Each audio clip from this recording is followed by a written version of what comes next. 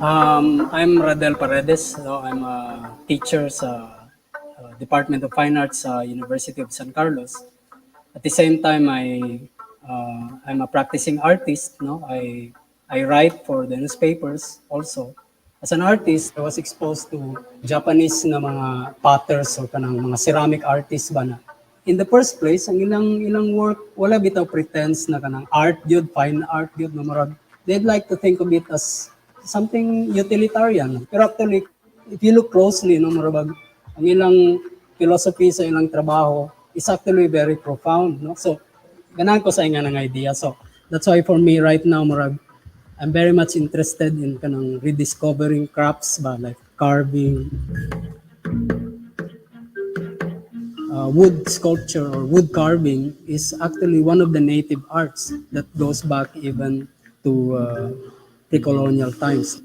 In a way, by using that as medium, it's also like reconnecting, no? In terms of art sa ato kanang native heritage.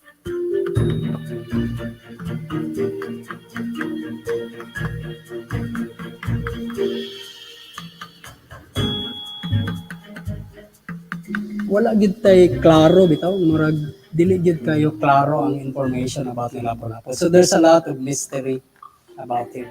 Ang gidebutang gisulat lang ni Pigapetta nga Magellan was killed by a group of natives, di ba? Wala man gi-specify ni Pigapetta nga si Lapulapu gid ang ipatay ni Magellan. So knowing nga naay ingana nga mystery, that is also what I wanted to show in my work. I don't want to perpetuate the myth, kanang mythologizing ba sa history ba nga si Lapulapu gyud man ipatay kang Magellan, okay? Wala man gid na siya sa history. So, mo na sa akong work kanang wala gid na ako gi-portray si Lapulapu, no? But instead, ang ako lang ipakita is kanang mata nga murag ni represent kang Lapulapu. And then what is shown is Magellan being killed by a group of natives, no? Ganahan ko nga ipakita na nga mystery, ang ambiguity actually sa naitabo, diba? Ang mystery ni Lapulapu.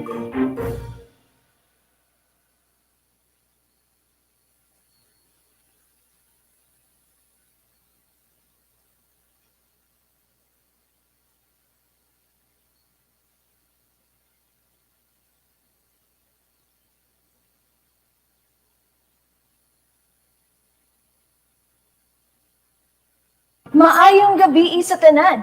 Welcome to our presentation, 𝘿𝙖𝙣𝙤, Cebu 500 years ago. Excited ko nga kuyugan mo karon sa pagtour diri sa Galeria Independencia sa Palmgrass, the Cebu Heritage Hotel, kung asa makita nato ang kabagsik ug kagahi sa mga Cebuanon panahon sa pre-colonial period hangtod sa kadaugan sa 1898 Revolution sa Cebu.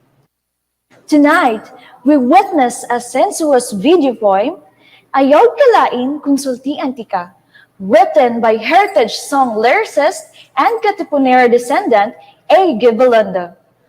This video is created by Hong Kong-based Social Communications Asia, voiced by DYHP star talent Ingrid Ms. 𝘖𝙖𝙤𝙤, with special participation in the video by lawyer, journalist Caramay Nevada.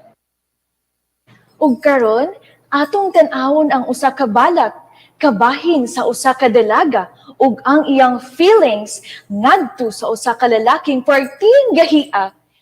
Sama kagahi sa culture sa mga Cebuanon na nakita nilang Magellan 500 years ago. Ang pre-colonial trade, clothing, fabric, jewelries, musical instruments, farming implements, weapons, and the fierceness of our Cebuano warriors. Sa way pagduha-duha, tara, kuyog ta sa pagsubay sa Cebuano culture and heritage.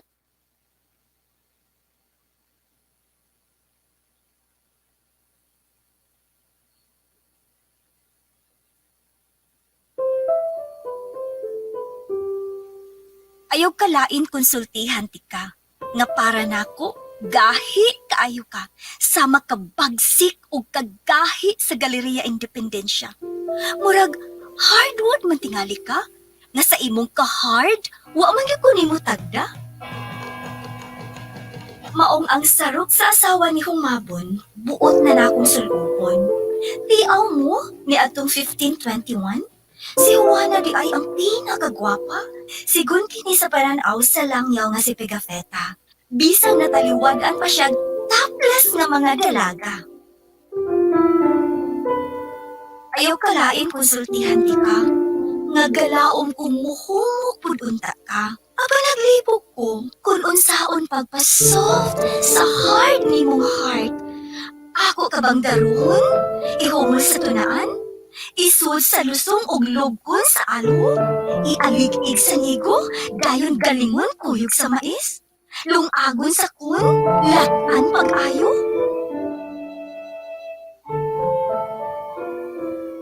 Ayaw kalain konsultihan di ka. Nga nagduda kung dili lang gahi, apan butasab ka. Imo na yung isnabang akong feelings, na daw nag-awas-awas na tubig sa banga. Nagpasad sama sa bulawan o guban pa. Nga gibarter ka ni atong panahon ni Humabon, kuyog ang puno sa tato ng mga subuanon. Ayaw kalain konsultihan di ka. Naggahi, buta, o bungol pagid ka. Kay wa gyud nimo mapaminaw na sa matag magtagdo ta, kining dughan ko daw tambol o akong magtutudutong. Mubagting sama sa tililing sa brass master sa South Cotabato. Mukas ka sama sa kwerda sa higalo nga gikitiw-kitiw sa antik na mga tudlo. Mutyabaw sama sa kubing nga gitayhok, gihagkan sa ngapil nga nagkibot-kibot. Ayaw kalain konsultihan di ka. Di lang kagahi, buta o bungol, apan baga pagit ka. Kaysa dihang wadang nga ang akong kamot, imong tahikapan, murag din malang gyapon ka. Apan dinhin ako, ang imong accidental touch, murag miukiok sa akong espiritu, daw gihablon nga dinalak sa Lake Cebu. Opi siya sa isla sa Sulu, murabag, imo kong na-shot sa taro. Ayaw kalain konsultihan di ka, nga di lang kagahi, buta, bungol, baga. Duda ko, sama sa simod sa iring, bugnaw kaayo ka. Sa imong kabugnaw, cool kaayo ka kusniton. Tungod para nimo, gabisag na ako, sweet yung ka sa imong amiga. In town, kahapdos sa akong dugan. Murag dami sa eskrimador, gibunal-bunalan. Daw gitusok-tusok sa pangkaw ni Lapulapu. Gitigba sa hait na pinutik sa katipunero. Gibikas-bikas sa kres ni Leon Kilat o sa mga moro. Ayaw kalain konsultihan di ka. Nataliwa sa imong pagkagahi, kabaga, ka-cold.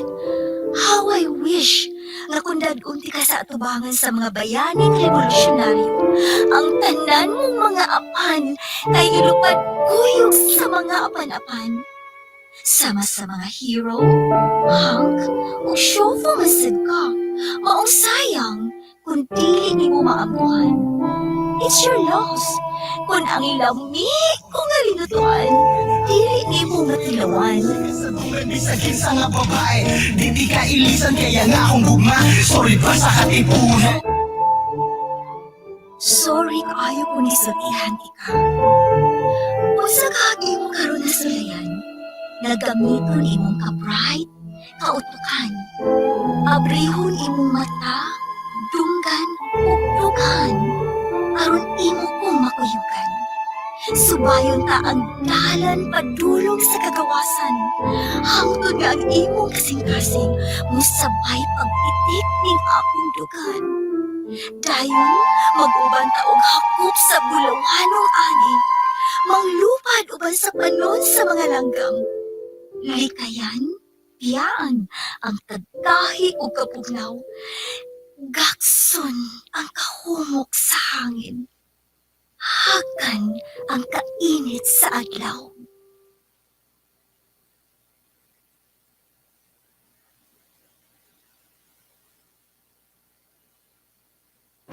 Tinuod, tamis kayo ang gugma, nga sama kanindot sa kabilin sa mga Subuanon nga nakita nilang Magellan pag-abot nila sa Cebu 500 years ago. Ang kagahi sa mga Cebuano warriors na sulayan gyud sa mga katsila, gikan sa victory at Mactan sa 1521 hangtod sa kadaugan sa Cebu Katipunan ni adtong Disyembre 1898. Kung kanusa, nalingkawas na gyud ang Cebu gikan sa 333 years of Spanish colonial rule. Daghang salamat sa pag-uban kanamo sa atong presentation, Gahi, Cebu 500 years ago, niining makalingaw nga panaw padulong sa atong kagahapon. Hangtod sa sunod,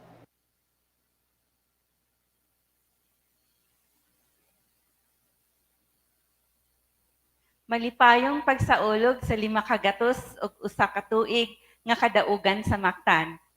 PAMRAS, the Cebu Heritage Hotel, in partnership with the National Historical Commission of the Philippines, the National Quincentennial Committee, the Culture, Arts and Design Association of the Philippines Foundation, Cebu Normal University Social Science Society, Museo Sugbo, Central Visayas Association of Museums, the Andy Heritage Center, SOAN 2020, Arts Cebu, the University of San Carlos, Department of Anthropology, Sociology, and History, and the Department of Education, Lapulapu City Division, present to you Lapulapu loves Bulakna, Fact or Bluff, Battle of Mactan, Legends, Myths, and Truths, in celebration of the 501 years of the victory at Mactan. We request everyone on site to please stand for the Philippine National Anthem to be led by the Honquera Street Children's Choir.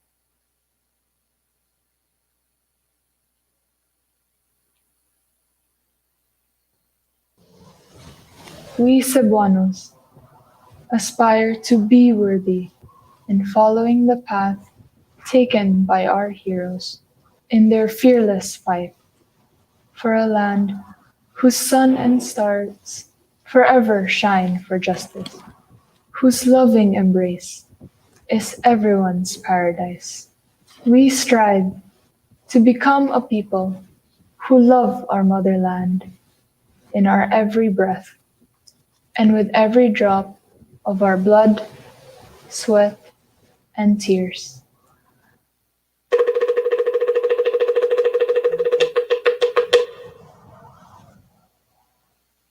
Bayang magiliw, perlas ng silanganan, alab ng puso, sa dibdib mo'y buhay.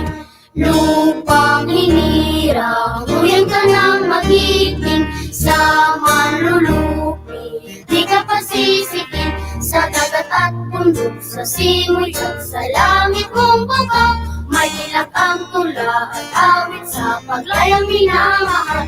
Ang iskat ng watawat tuwing tagumpay na nagnilingling. Ang bituin na taraw niya kailan kamay di magdidilim. Lupa ng araw ng lalakit pagsinta, buhay ay langit sa timog. Aming ligaya na ba ay mangahapit, ang mamatay ng dahil sa'yo.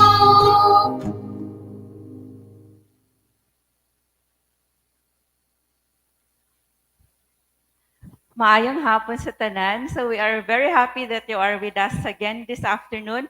In this celebration of the 501 years of the victory at Mactan, and of course the 501st anniversary of the introduction of Christianity in our islands, and also of the first circumnavigation of the world. So this month, April, is a month of celebrations. A few weeks ago, in the first week of April, on April 3, we celebrated the 124th anniversary of the Battle of 3 de Abril. And that was the opening salvo of the 1898 Cebu Revolution against Spain. And also, yesterday, was it 2 days ago, we celebrated the 457th year of the resistance of Tupas and the Cebuanos of the arrival of the occupation of the Spaniards led by Miguel Lopez de Legazpi. So April 27 is a red letter day. It was April 27, 1521 was the Battle of Mactan, and 44 years after, also on April 27, but that's 1565, the Spaniards came back, led by Miguel Lopez de Legazpi, and once more the Cebuanos resisted the Spaniards. They burned the city and burned the granary to deprive the Spaniards of food supply.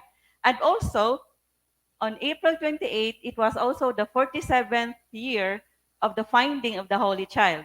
So that's Kaplag. And also, for other celebrations, on April 22, we celebrated the Earth Day. And of course, Palmgrass, aside from being a heritage hotel, it is also a green hotel. So we also mark that day. And also, of course, we also celebrated the Divine Mercy Sunday last Sunday. And also, we would like to inform you that aside from these heritage items at our Sinugatan Gifts from Cebu, we also have religious items from the Divine Mercy Sisters at our Sinugatan Gifts from Cebu. So we would like to thank our on-site audience for being here. We have the Department of Education, Lapulapu City Division. We have Ferdinand Pagao. So we have seen you already. We are so happy that Ferdinand from Taguig and Pateros, also from the Department of Education, an educator, is finally here with us on site.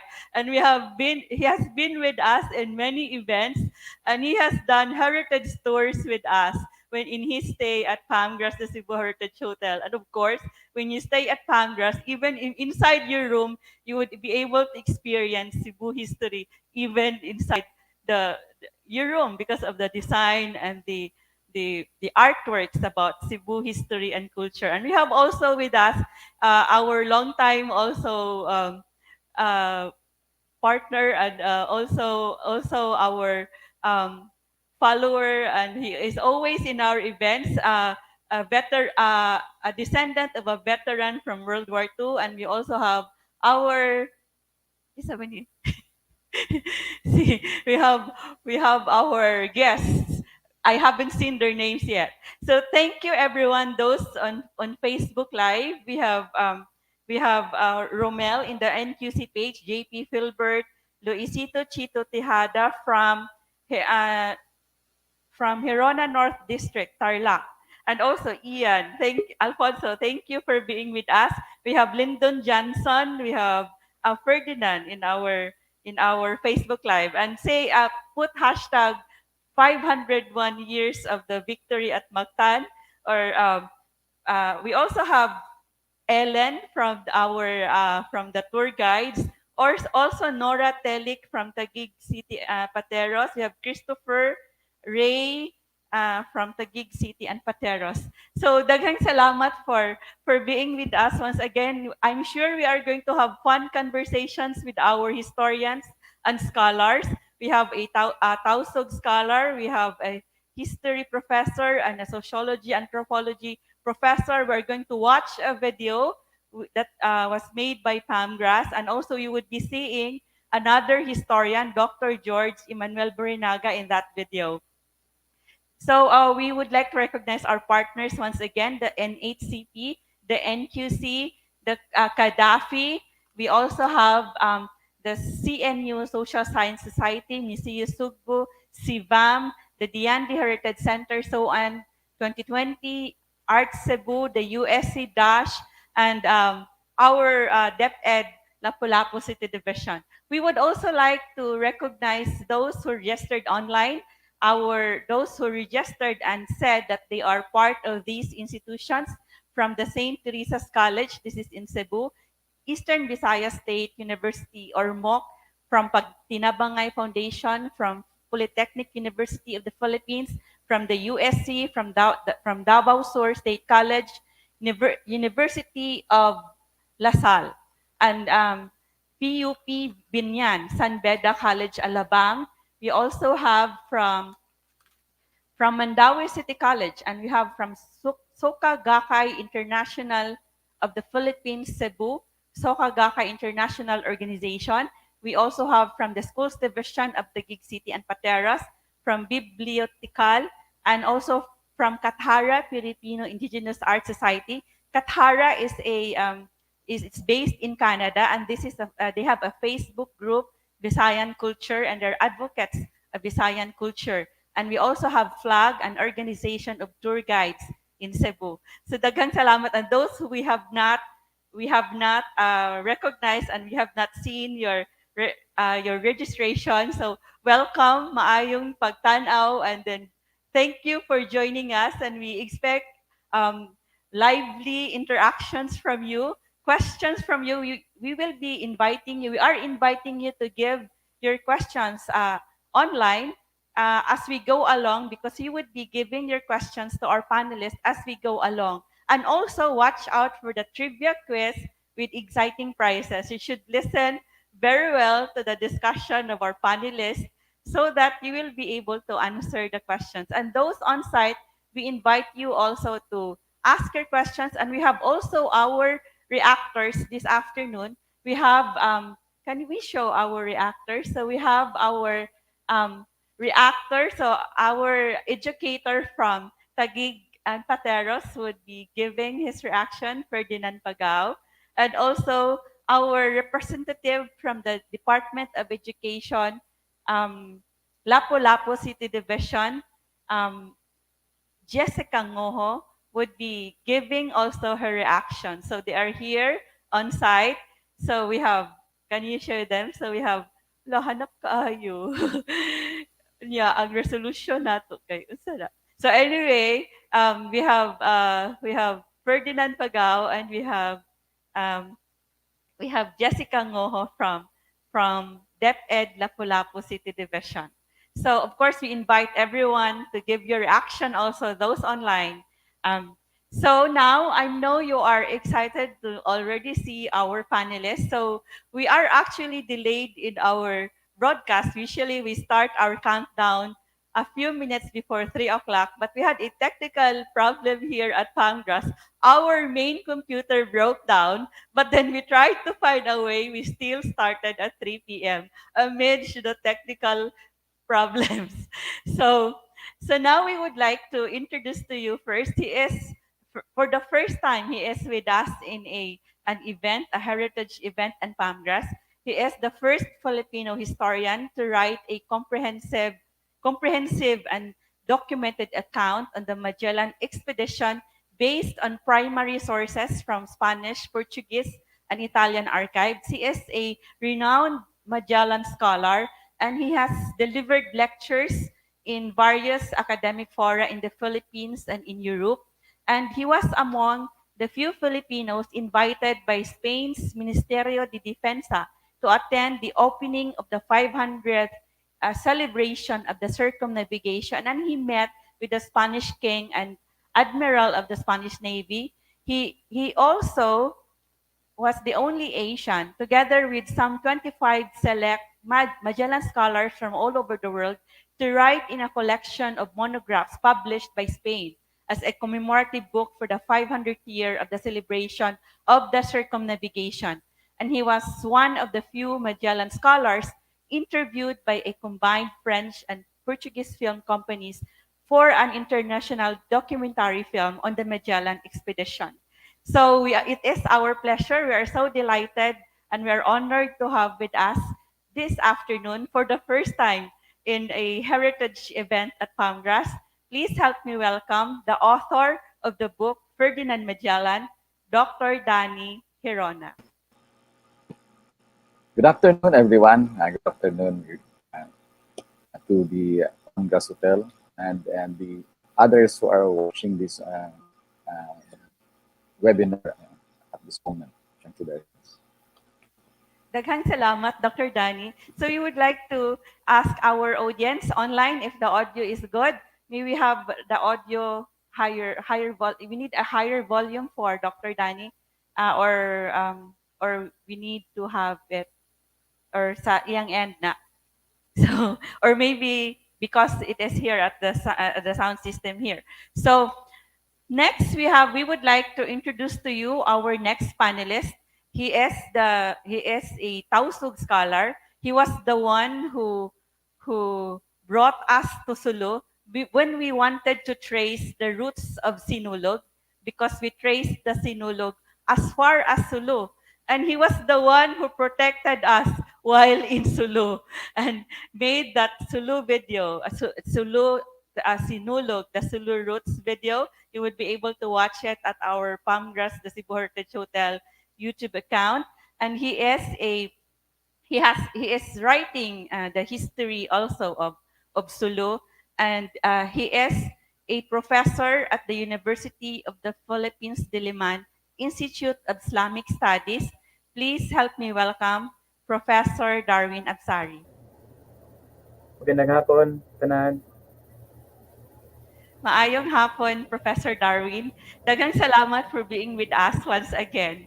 So, next, we would like to introduce our panelist who has been also with us for the third time now. So, she was our panelist in that forum on, was it 𝘿𝙖𝙧𝙤𝙤?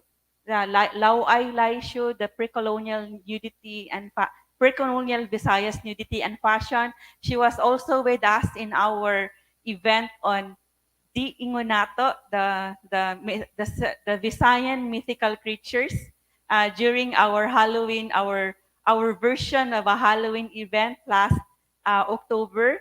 And she is also the executive director of the research institution at the University of San Carlos, and she is a professor of the Department of Anthropology, Sociology, and History of the University of San Carlos. Please help me welcome the only Cebuana in our panel and the only thorn among the roses. Please help me welcome Dr. Zona Saniel Amper. Hi, good afternoon. Daghang salamat, Dr. Zona, for being with us again. I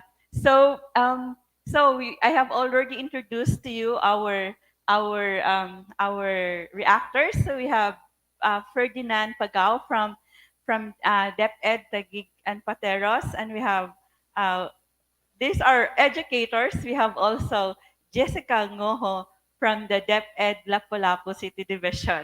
So, and then we have, actually, we are going to listen also to a song later, a fun song from our young from the Gen Z here at Palmgrass, who made a sample yesterday during our technical rehearsal when we were discussing the heritage trail. So we had a heritage adventure trail here at Palmgrass in celebration of the 501st year of the victory at Mactan. You would be listening to them about sing about the kaguran. The kaguran is a traditional Visayan or a Filipino tool for shredding coconut.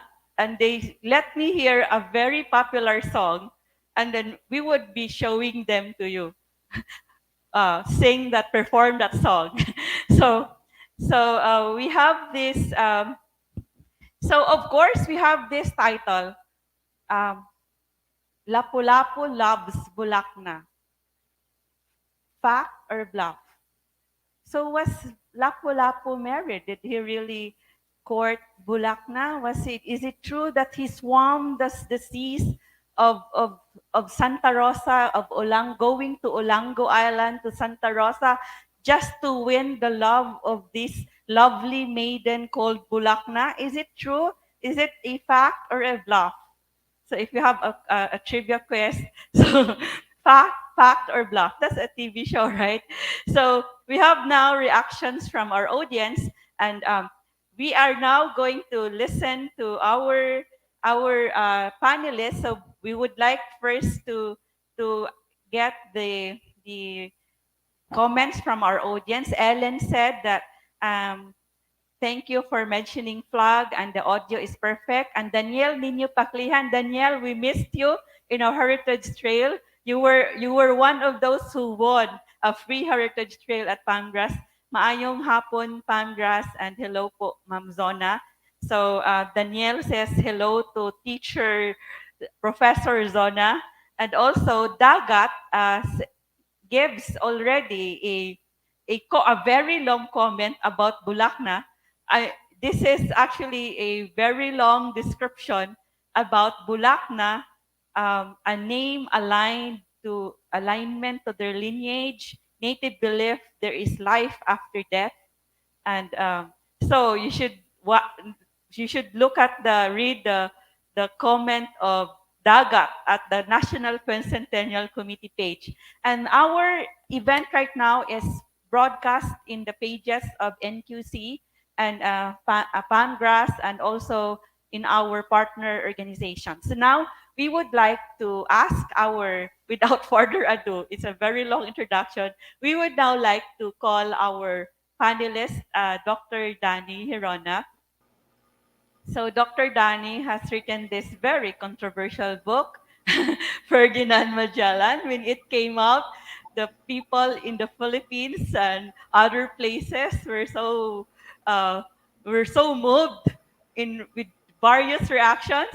So so now, Dr. Danny, we would like you to discuss to discuss a very popular myths, or for you, what are the myths about Lapu-Lapu that you would like to mention? Yeah, thank you very much, Rupina, for the introduction and also for hosting this event. But first and foremost, of course, there are lots of myths that came out, especially in the 70s. But later on, I'll discuss why it happened at a particular period, the growth of the proliferation of such myths. I look at it in the context of a historical analysis, I would say. But first and foremost, we have, as I said, a lot of the myths about Lapu-Lapu. And one thing is, of course, aside from these stories about Bulakna, about the young Lapu-Lapu was being trained by his father, and then he was able to throw the pestle to the coconut trees and hit them right. So these are sort of an attempt to aggrandize Lapu-Lapu as a legendary warrior, and at the same time as one who possesses certain kind of magical powers, so to speak. And I think that's very, very normal in certain mythical stories. The other thing is we always depicted in our history Lapu-Lapu as a young chieftain. And that's precisely what Agripino was saying about one feature of the controversial aspect of my book is because I said Lapu-Lapu, when Magellan came, was not the young warrior that we had always known. He was already very, very old at the time, was about more than 60 years old. So we have, it's a centuries old myth that had persisted even until today, that we have always looked at Lapu-Lapu as a young man, because the consequent, you might say, a conclusion of that is that he was able to kill Magellan because he was young, he was agile, he was powerful. But as some of us have already mentioned, and some have already, the artists that we have earlier on had already indicated that the Lapu-Lapu remains a controversial figure because much of what we have learned about him are not actually established historically. They are products of myth. The other thing is we always look at Lapu-Lapu as the first rallying point of anti-colonial resistance. This, again, I would say another kind of a myth that had been perpetuated in our history.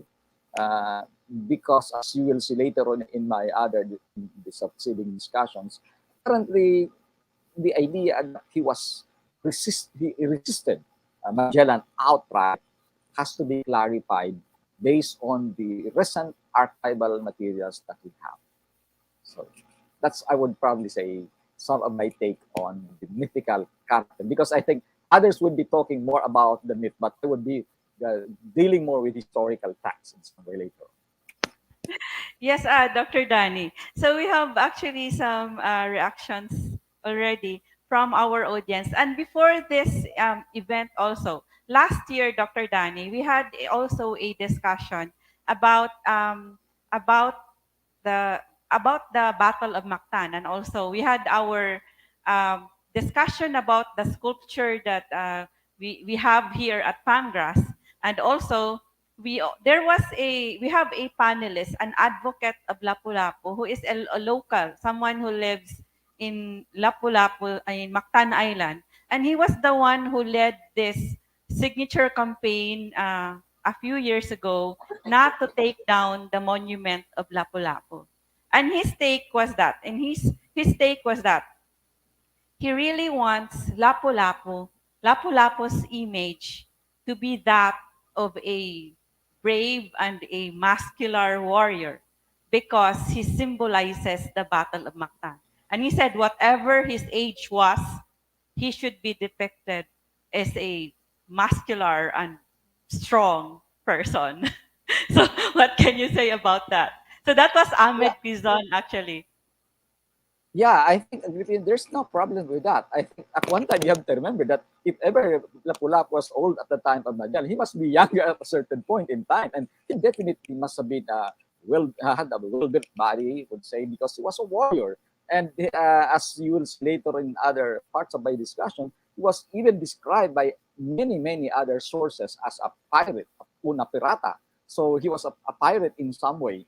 And that means to say that he was frequently engaged in battles and in wars, and therefore he must possess a certain kind of a bodily structure that is fit for that particular warrior. So there's actually no problem about that. The other thing also that I would like to clarify, Agripina, is that the idea of a mythical and historical does not mean that when I say that it is mythical, it's not true, and when I say it's historical, it's true. What I'm trying only to say is that when I say that something is historical, it is that it is based on certain written sources. So, meaning to say, when it is based on written sources, we can probably trace who wrote it, therefore verify whether he was biased, whether Rotas is leaning or not.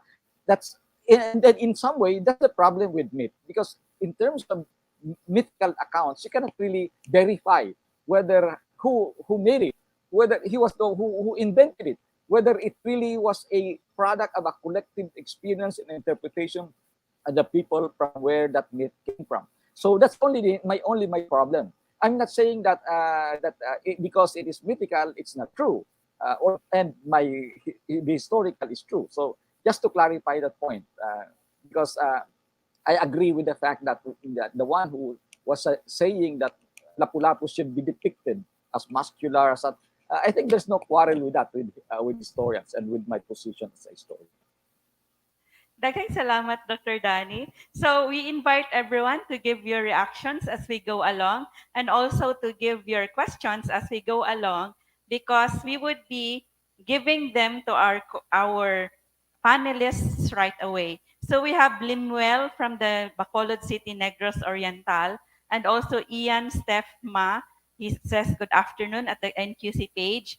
We also have Daniel Nino said that he was able to watch the Heritage Trail virtually. So now, because we're talking about myths and folklore, we would now like to, we would be asking later Dr. Danny Hirona to discuss the historical Lapu-Lapu. So before that, we would like to now call our anthropologist, sociologist from the University of San Carlos, to Dr. Zona Saniel Amper. So we would like to ask Dr. Zona regarding. So I know you are teaching the subject about folklore. So now it's your time to enlighten us and our audience about what is folklore. Okay, so actually all these stories of Lapu-Lapu, that's all part of folklore. So folklore is generally a form of aesthetic expression in a culture, which includes the myths, the legends, tales, proverbs, riddles, even songs that have been transmitted orally from one generation to the next. So yeah, that's it in general. But So, if we talk, yeah. yes, continue. So if we talk about legends, would I continue about Yes, legends and then specifically? legends also. What are legends? So legends are part of folklore, and as what Dr. Herona earlier said, if you're saying it's a myth, it actually doesn't mean that it's not true because um, these myths or are stories, and even legends are stories. But what's the difference between the two? Generally, legends is an ancient traditional story or stories about a particular person or place, and it dates back, in time, and even if they're unverified, but they are popular stories that have been handed down from one generation to the next. So from the past until now, and of course, when you transmit it orally, there will be additions and subtractions and etc. etc. So we don't really know the original source because over time it has already been transmitted from one generation to the next. So Yes. So, yeah. where do these legends originate? And then we would like to ask you what your popular legend that you would like to share with us, even if it is not about Lapu-Lapu. So, what is the So most popular? most legends are actually based on these are based on actual experience or observations that have been um, put into narrative form in accordance with traditions in the past and what was there in the past or the different points of view during that time. So as I have said earlier, it's possible that through transmission as well as translation, there may be additions or deductions from the real facts, and then it may build them up. Sometimes facts are twisted, etc., etc., because the transmission method is oral. So, for example, the stories about Lapu-Lapu, if you just base it on what Pigafetta wrote, there's nothing there about the age or about the the wife or the father or whatever. So we don't really know if the stories or the legends that have come out um, since mga early 1930s, and then there are versions later on 1950s, 1960s, etc. And then even now with the performance in Lapu-Lapu of the Kadaogan sa Mactan, Bulakna is really present since I don't know what year. No, for this year, I think na ay Bulakna. There was a Bulakna, and but I don't know if Dr. Hirona have seen any written accounts really dating back, but I don't know because based on Risil Mohares' um, study about or paper about um, stories of Lapu-Lapu, um, he had quite a list from the 1930s to 1950s to 1960s, and um, there were studies like, for example, the historical data papers done by teachers collecting um, these legends from from the people there in their respective municipalities where they were gathering the so-called historical data papers. Um, these were also there, these legends, but we don't really know if um, it's true or not. But what remains is that it has been passed on from one generation to the next, and the stories have been there, and because additions, deductions, and then sometimes lost in translation or transmission. So, um, but So, that has become part of our culture. the stories, the legends, part of the folklore. So Okay. where did these legends originate? From different people.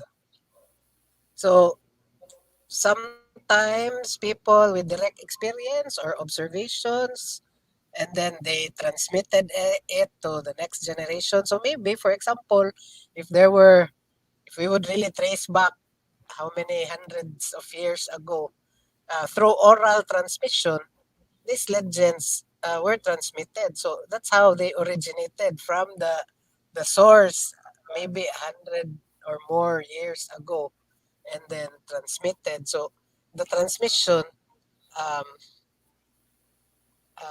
as I have said, there could be additions, subtractions, and so that's it. Actually, we cannot really trace the original where it came from, di ba? So So it's that's oral tradition. So when oral the tradition. grandfather would pass on to the children, so the children when they grow up, they would also tell that to their children. So they would also add more. They would embellish the story given handed to them. Yeah, Yes. and So it's good if it's transmitted. right now, The problem now is some people no longer transmit such stories to the next generation. That's only the actually marites would transmit. one of the problems. So, daghang salamat, Dr. Sona. We would be asking you more questions in a while. And also, we have actually a question already for Dr. Danny, but we would be giving this to him after after our talk with Professor Darwin regarding the Sulu oral tradition. And also before that also, so Giovanni, stay tuned. We will be asking your question to Giovanni Putong. Stay tuned. We will be asking your question to Dr. Danny in a while. And also uh, we say hi to Frances Nael and Marigold Humauas watching from SDO Lapulapu City. We have we have also Alona Gonzaga from Bacolod City, Negros Oriental. Um, we don't have questions yet at the Palmgrass, the Cebu Heritage Hotel page, or do I have a problem with my internet? So, so we have this video that we would like to show you because we were looking for folklores on on on Lapu-Lapu or in Mactan Island a few years ago.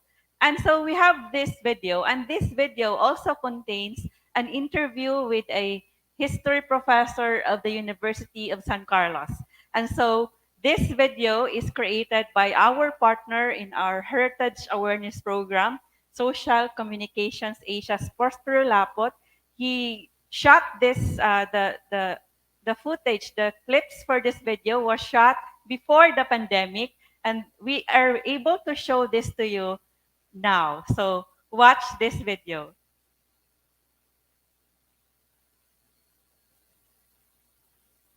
In 2018, we tried to look for folk stories about Lapu-Lapu, and we were able to talk with a Redemptorist missionary whose mission area was Mactan Island, Father Emmy Maningo of the Redemptorist.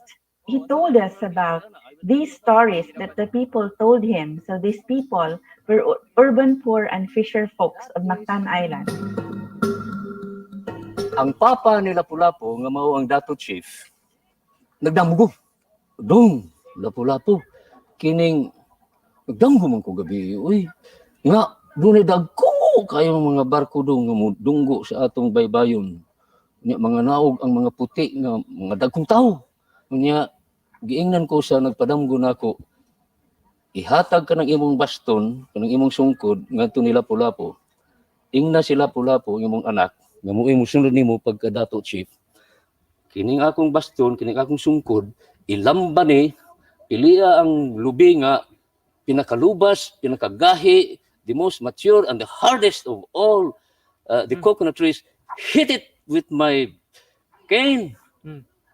If my cane breaks, that's it, we are finished. But if the coconut tree is broken, we will win with the help of our spirits. Cebu historian and national artist for literature, Dr. 𝘿𝙖𝙣𝙖𝙤 has been writing about Cebu history and culture since the 1970s. And he said the deficit of facts has inspired such rampant speculation that no Filipino hero is as heavily cloaked in myth and fiction as Lapu-Lapu. So the people made stories about him based from their imagination of how they interpreted Lapu-Lapu and the Battle of Mactan. And the stories that they created were inspired by their belief system, their values, and their experiences. I find those stories very fascinating. Again, you take these narratives as it is, as data that can help you understand ang local belief systems, ang ilang mga values, ang ilang mga historical experiences.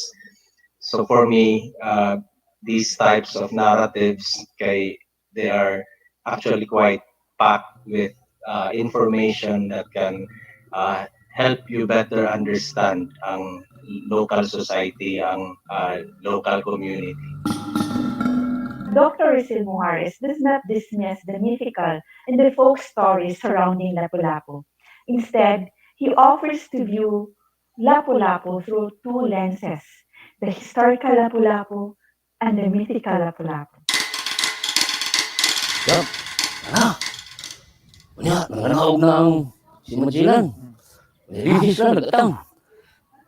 Kay Congressman, there were big, taklubo bitaw, big giant clams. Muabli bitaw ang mga giant clams. Ilang ipaak ang mga tiil ni Magellan ug mga sundao Espanyol.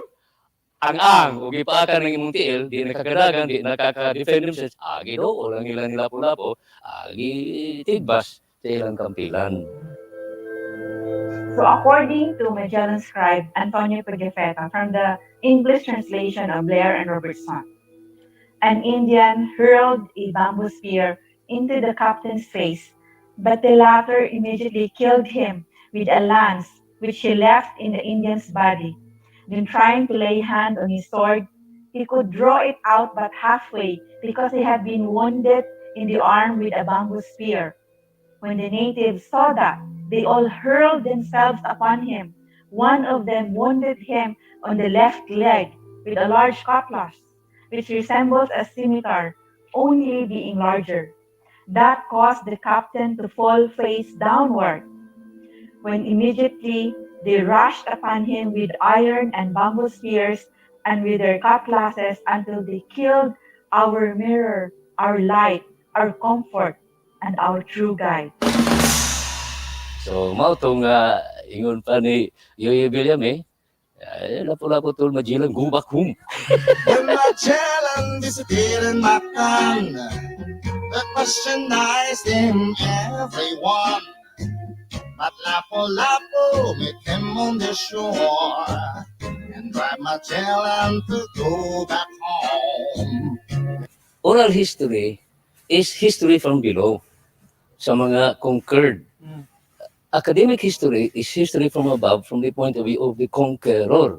So kana si Ferdinand Magellan, conqueror.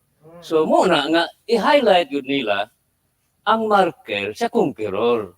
Ang mga state, ang governments, they always want to establish ang ilang legitimacy based on these mga big personalities like Magellan or ang atong government pod si Lapu-Lapu na pod. Para nako, siya gyud ang unang Pilipino nga nikasa og badyaga.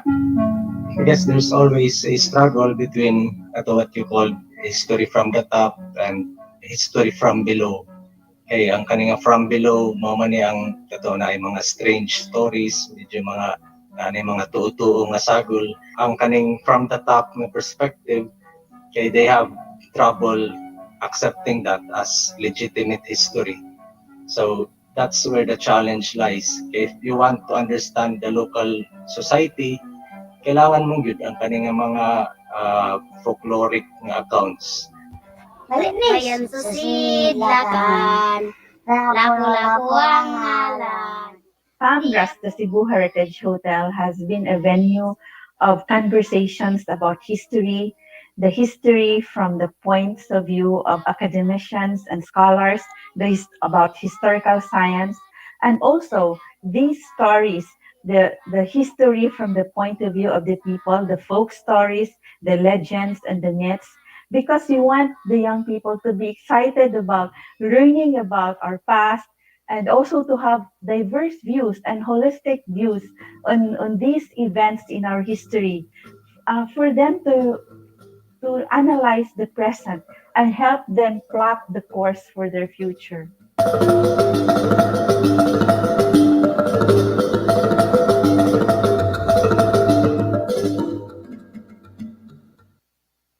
Daghang salamat. Let's give a round of applause for that video.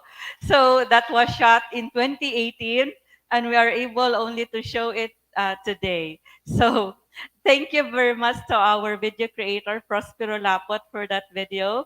And also we would like to thank the children in Mactan Island who sang that song, Lapulapu. And they sang it very well a few years ago. And also to Father 𝘿𝙖𝙣𝙞𝙤 Maningo, a Redemptorist missionary, who was able to tell us about the folk stories he heard. He said he would be, when he was in the mission at Mactan Island, at night before sleeping, the old people would be telling him the folk stories that were handed down from their ancestors. So that's how, because Father 𝘿𝙗𝙣 was saying Mass here when we had First Friday Masses. And I was telling him, we're actually looking for folk stories about Lapu-Lapu. And he said, I know folk stories about Lapu-Lapu when I was in the mission area in Mactan Island. And so we also would like to thank Dr. George Emmanuel Borinaga for that interview, explaining to us about folk stories. He taught his doctoral at the University of Hull at the United Kingdom, and his thesis was about disaster resilience. And he was able also to take note of the history in Samar and Leyte, and also of the folk stories in Samar and Leyte that made the people resilient. So it was because of these folk stories, these characters in their folklore that made the people very strong and very optimistic about the future, even with disasters. So thank you very much to Dr. George Emmanuel Barinaga for that interview. And also, of course, to Dr. Risil Mujares. We have this book here. You will be able to read the folklore. So this Lapu-Lapu, the Conqueror of Magellan, is actually a novel. This is a fiction by Vicente Gollas, translated into English by Dr. Erlinda Alburo, a former executive director of the Cebuano Study Center. And Dr. Risil Mujares, our national artist, wrote the introduction to this book. And he was in his introduction, he mentioned all the very significant folk stories surrounding Lapu-Lapu.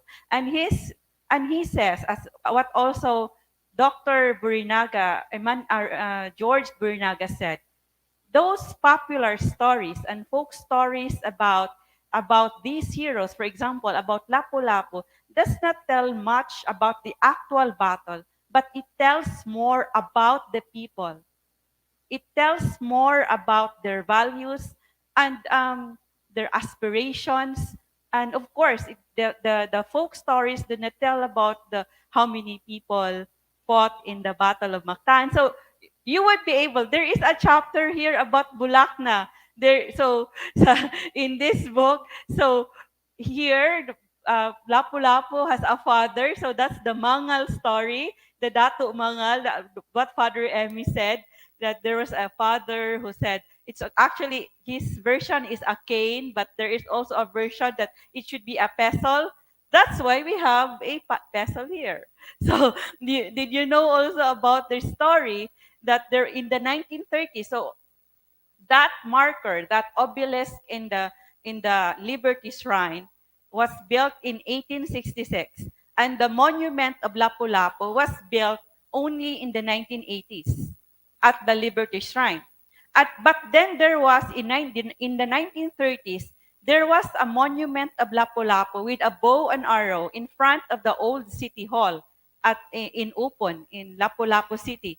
So the legend also of that was that the bow and arrow was facing the city hall, and the mayors sitting who were in power, the mayors in power during the time that the monument was facing the city hall, they would die one by one until this next mayor in 1938, who changed his first project was to change to remove the bow and arrow in the monument. Instead, he put a pestle, an alho in the monument, and he stayed in power for 30 years. So that's the urban legend of the monument of Mactan Island. And also, if you see the monument at the Mactan Shrine, in the Liberty Shrine in Mactan, where there was also the obelisk of Magellan, you would see that the monument is facing the sea. So in our sculpture there at the Ikapitong Andana, named in honor of Lapu-Lapu, our Lapu-Lapu floor, 7th floor, Ikapitong Andana, named in honor of Lapu-Lapu, there is a sculpture there, and our artist depicted Lapu-Lapu with the very big, with the eyes, because there is a legend that's why Lapu-Lapu in Mactan Shrine is facing the sea, because there is a belief that if he would be facing a house or a household, people there would die. So that's why they made the monument face the sea instead of a household. So those are the urban, the legends about Lapu-Lapu. So do we have reactions from our audience? So we have reactions from the National Quincentennial Committee page from Giovanni, but we would be asking this to Dr. Dani in a while. So, so also we have Vanessa Barnedo, we have Luisito Chito Tejada. What can you say about some accounts saying that Lapu-Lapu is a pirate and not a native Cebuano? So we would be asking this later to Dr. Dani. And now, so also, we would now like to ask, so we would also be showing you also, so there are other books here at Palmgras that also mentions that the journey of Magellan and his when he came to Cebu, Dr. Rizal Mujares also discusses that in the Feast of the Santo Niño. This is also displayed at Palmgras Basahanan, and you can also order that. You just send us a message. We can send it to you. And also, this book edited by and published by Palmgras, A Short History of Cebu, 1500 to 1890s. This also discusses about 𝘎𝙖𝙣𝙖, a Cebuano historian who answers the question about the ethnicity of Lapu-Lapu. If Lapu-Lapu was Orang Laot, was he Lutaw? So 𝘎𝙖𝙣𝙖 also answered that in this book.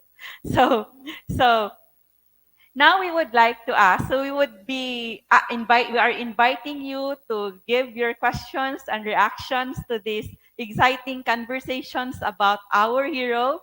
So now we would like to ask our panelists, our Tausug scholar, to also discuss about the legends and the oral tradition about, may we have Professor Darwin? So Professor Darwin Absari. So Professor Darwin is from Sulu, and of course we remembered him, especially last year. When last year there was a celebration here in Cebu of the 500 years of the victory at Mactan, and a government official was saying that Lapu-Lapu was a Tausug, was it a Tausug or a Muslim? So right now, we would like to ask Professor Darwin of the UP Diliman Institute of Islamic Studies to discuss the Tausug oral tradition about Lapu-Lapu, and what does he think about this claim that Lapu-Lapu was a Muslim and a Tausug. Good afternoon. Tungkol kay Lapu-Lapu, I knew him since maliit pa ako noon, hindi pa ako nag-aaral eh. It's always the mothers who would tell their children about some heroic acts of those people that have gone ahead. And isa sa mga popular na local heroes ng mga Muslim ay si Lapu-Lapu. I remember what my mother told me. He was sent to Mactan to check because he was a Panglima and his name in Sulu is Panglima 𝘿𝙖𝙣𝙤𝙤. Itong pangalang Lapu-Lapu kasi meron siyang kaliskis sa katawan, parang skin disease, as a result of a certain spiritual knowledge. And until today, may mga taong may taglay na spiritual knowledge, nagkakaroon ng physical effect sa kanilang skin.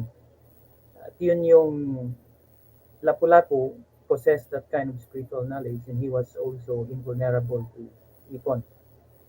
And that he was a Panglima, and he was sent to Mactan to verify kung talagang mayroon ng dumating Kastila kasi mayroong information to Sultan Ibrahim. So he was sent there to verify and then block the further expansion of the Spaniards. In fact, yung pangalan Mactan ay galing sa, according to the Tausug tradition, ay galing sa Tausug Matan. Matan ay ibig sabihin confirm or totoo. Kasi when they arrived that area, tapos tiningnan nila nandun na yung Kastila, ang sabi ng kanyang right hand, Matan, nandyan na sila. So, just like how the natives of the Visayan know him, in Sulu, he was also associated with various myths and legends. But although in Sulu, we don't usually call it legend. When we associate legend or myth, that is something connected to spiritual powers, because Sulu society is a spiritual society and spiritual powers are common in a reality. Say for example, how he became known to the Sultan, ang kwento, nakita daw siya naglalakad sa ibabaw ng dagat. So, nasa barko yung Sultan, tapos dumaan sila sa isang isla kung saan nanggaling si Lapu-Lapu, si 𝘿𝙖𝙣𝙤𝙤. And he was walking on the water. Tapos pinakuha siya sa mga tawan ng Sultan. And he was given the title as Panglima. Panglima is a local chief. Now, this kind of myth is, it could be a myth to people who are not exposed to spirituality, but if you, say for example, visit historical sources, those who brought Islam to the Philippines possess this kind of spiritual power, and that these spiritual powers were even documented by Jesuit scholar who came to Sulu in 17th century, Francisco Combes. He was able to record these spiritual powers that he himself witnessed. Second myth or legend or association with spiritual power is that may isang beses na nag-travel yung Sultan, hindi siya sinama. And yung hometown niya kasi nakikita niya yung, kasi doon yung daanan ng barko ng Sultan papuntang North Borneo. Accordingly, nung nakita na yun, sabi niya, bakit kaya ako hindi sinama? So kumuha siya ng planggana, nilagyan na ng tubig. Tapos inikot niya yung kamay niya sa planggana, umikot yung tubig. Yung barko ng Sultan, paikot-ikot. So nagtaka yung Sultan, bakit paikot-ikot tayo? Bakit hindi tayo nakaka-advance? I-check nyo nga kung sino yung important na kasama natin ang naiwan. So they checked and they found out wala si Lapu-Lapu. So pinakuha nila doon sa kanya. That's how we know Lapu-Lapu as a Tausug. But we have to contextualize when we say Tausug, because in that particular time, Tausug is a regional identity. Kahit yung mga taga-Basilan, taga-Coastal Zamboanga, Palawan, Sama, Tawi-Tawi, yung mga Orang Laut, they were all called Tausug because they belong to the dominion of the Sulu Sultanate. Now later on, in the late 90s and early 2000, nagkaroon na ng assertion ng mga different ethnic tribe. May mga kwentong lumalabas that Lapu-Lapu was a Sama-Bangingi, which is also an orang laut if you would consider it. The other one, a few years ago, just before the pandemic, the former congressman of Basilan, Jerry Salapuddin, posted a story in his timeline that he's going to visit the grave of Lapu-Lapu in Basilan. And I contacted him. Sabi niya, nakita nila, nakakuha sila ng narratives, and he contacted the uh, National Historical Commission. And they were supposed to visit the area for further confirmation and coming up with another kinds of narrative. Unfortunately, pumasok yung pandemic. But recently, when I contacted him again, meron na silang schedule with the Historical Commission. At any time, pupunta sila sa Basilan. So kung ano man ang magiging resulta, that's going to be another narrative about Lapu-Lapu.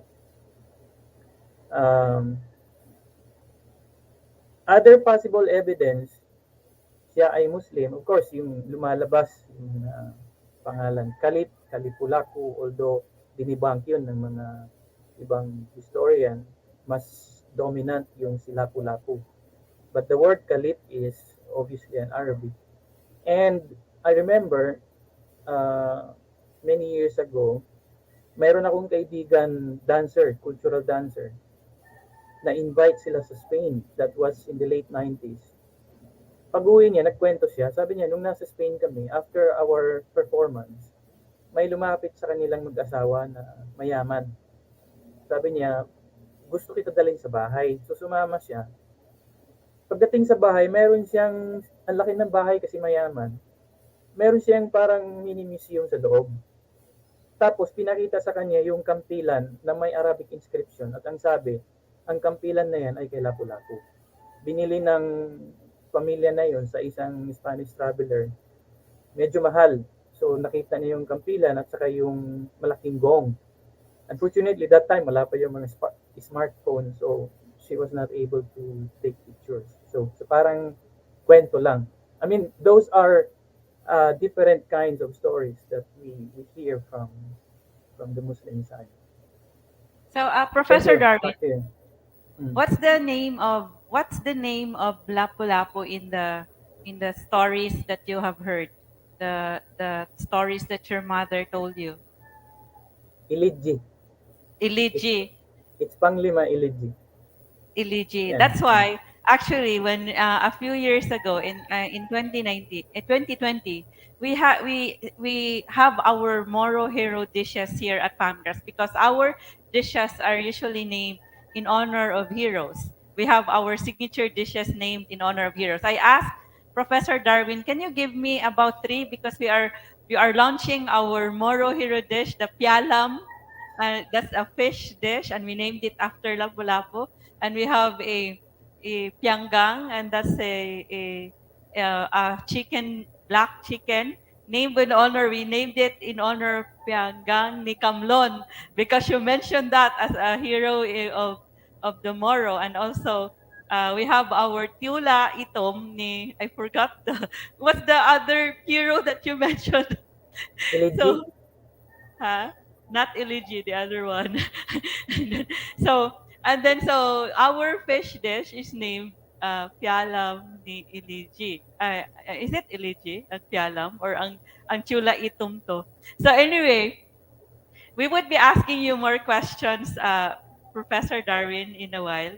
And also, we would now like to ask this question to Dr. Zona regarding still about legends and the meanings of legends and what do the legends tell about the various aspects of culture.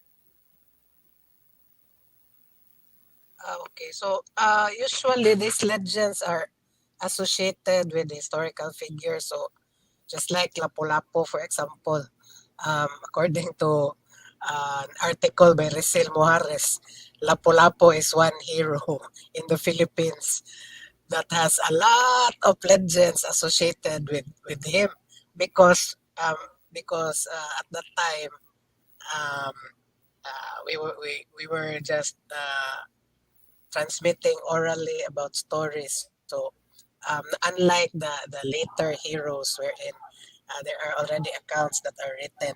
So that's why these legends crop up because people in that culture, for example, they see this historical figure as like someone who people could emulate and because of their what they have done. So it's very common among tribal leaders, for example, these tribal leaders, especially those who fought against injustice and raised rebellions. So they have become legendary characters. So just like Lapu-Lapu, that he was the one who fought the Spanish colonizers who came, and then of course they were not able to really subjugate us right away during that time because of what happened. So they just came back years later. So um, so that's why these legends are really part of culture because we see the importance of what the legendary figure has done. So that's why we have a lot of versions because people want to tell their own story about this person and what happened, etc. So if we link it with history, these legends because they're oral, so they're part of oral history. But as explained in your video, there's history from above and history from the ground. So maybe these legends could represent those histories coming from the ground. But there are schools of thought in history that they don't see these legends as valid. But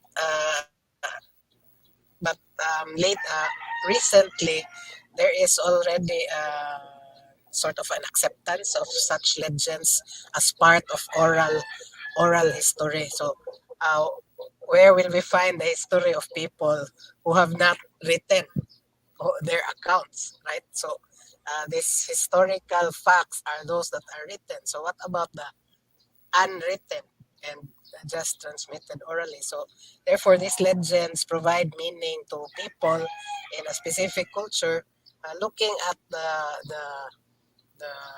contribution of the historical figure to our society. So that's why we can say that there are a lot of versions, and just like what was earlier said, there's a version na Lapulapu is Tausog, etc.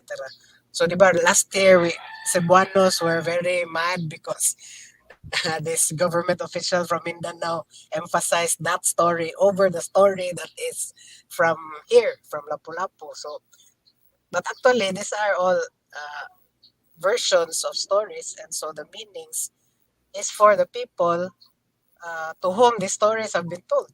So that's actually part of culture, putting meaning in what our historical figures have done, especially when they are associated with power struggles during a specific period of time. So that's why we do not only focus on the story about, like for example, the Battle of Mactan itself. There are stories behind. So like the story that Lapu-Lapu had a father, and the father gave him the 𝘿𝙖𝙣𝙤 or things like that, and then the kid, he had a wife. So making the historical figure like human, even if he's a legendary character with all these powers, etc. But we also put a human aspect. So to have him more um, like can be grasped by ordinary people in your culture. So that's why all these things are placed there because the legends have meanings to the specific cultures. I think that's it. Yes. And what do these legends tell about the various aspects of culture? Um, yeah, different things like what we do when we are like for example, the political aspect, for example, power struggles, those things. But we do not focus only on that. We also include the ordinary aspects of community life. So that's why there are versions of the story that are giving him the 𝙿𝙖𝙣𝙤𝙤, etc. And then he had a wife. So that's the more ordinary things that are placed into these legends to make the person more human, not just like a superhero or someone with powers, etc. I think that's it. Daghang salamat, Dr. Zona. We have one more question for you. Last question in a while. And also, we have these questions for Dr. Danny. So we are swamped with many questions for Dr. Danny. So at the National Quincentennial Committee page, the audience at Palmgrass the Cebu Heritage Hotel page is very quiet. There is no question, but actually there are questions here, but later. And then also there are so many questions and interaction at the National Quincentennial Committee page. He will give them to you after this question for you. So now we have discussed legends, oral tradition, the myths about Lapu-Lapu. So now we would like to ask Dr. Danny Hirona regarding highlights about the historical Lapu-Lapu, the Lapu-Lapu according to history. Okay, thank you very much, Pina. One thing is, of course, part of the myth is that Lapu-Lapu was a migrant. Was supposed to have come from Borneo, and in fact, one of the legends or folk accounts, I think, from the historical data paper, would say that one of the reasons for the quarrel between Lapu-Lapu and 𝘍𝙗 has something to do with the occupation of a territory. So it means to say that there was Lapu-Lapu could have come later, and 𝘍𝙗 rejected that occupation of a particular territory in Cebu. But what is the possible historical implication of this? As we said, myths and legends also contain certain kind of slips and cracks in history. That's how we look at history. Though they may be myths, or though they may be written by the conquistadores, the Spaniards, there's still the possibility also of drawing certain objective historical facts, despite the biases or despite probably the folkloric interpretations that are embodied in the myth. Yet a professional historian can draw out certain useful, you might say, objective historical facts through the so-called slips and cracks in the document, in the account. One of them would be the possibility that Lapu-Lapu indeed could have been a migrant, or probably his ancestors were migrants, but definitely not in present time, that at the time of Magellan, or mean to say when 𝘍𝙗 was already there in Cebu, and Lapu-Lapu came later on, occupied Mactan, and so the quarrel ensued because of, as I said, because of the 𝘍𝙗 was trying to protect his territory. But I don't think it's true. It's possible that the roots of Lapu-Lapu could have been probably migrants from elsewhere in the Moluccas area. Why? One reason is because by the later part of the 15th century, 1400s, 1490s, the Moluccas area, that group of islands, Ternate, Tidore, were actually convulsed in wars. Kings of the different islands there were engaged in war in the later part of the 15th century, so 1480s, 1490s. And there are a number of accounts based on the Portuguese sources that some of these kings or chieftains abandoned this group of islands in their territory in the Moluccas and went somewhere else in search of freedom and also in search of peace of mind to avoid quarrel and being conquered by the powerful king in that particular territory in the Moluccas areas. So could it be possible that Lapu-Lapu, the ancestors, the parents of Lapu-Lapu could have migrated here? That's possible. But not Lapu-Lapu himself. Why? because there was a certain passage in the account of Gaspar Correa, a Portuguese chronicler who wrote his chronicle in the early part of the 16th century, which says that Lapulapu was telling Magellan, this particular phrase, that he would not kiss the hand of Humabon because he says, I cannot kiss the hand of someone that I have been ruling for a long time.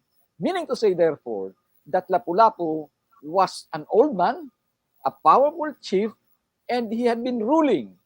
He had been acknowledged an authority even by Humabon himself. So, based on that little crack in the document, it would suggest to us that Lapulapu had been there for a long time in Mactan. The other thing is, Lapulapu was certainly, based on historical account, an old man. He must have been an old man, older than what has always been depicted in history. In fact, aside from Gaspar Correa, who is a major source of information on the personality of Lapulapu, because as we always said that there are no written sources about Lapulapu. Actually, there are some very, very sketchy, very, very important, because in the absence of any written documents about Lapulapu, at least there are few details supplied to us despite the sketchy nature of these sources. At least they provide a certain written account written during that particular period in history. And it says in some, Ginés de Mapra, for example, another member of the crew of the Magellan expedition, would say that Lapulapu was actually a brother-in-law of Humabon. So, and because Humabon married the sister of Lapulapu, so therefore they had been there for quite a long time. And therefore, Gaspar Correa himself categorically mentioned that Lapulapu was already old, because in the original Portuguese text, he was saying, era muy velho, meaning to say he was very old. And how do I identify old to a certain specific age bracket?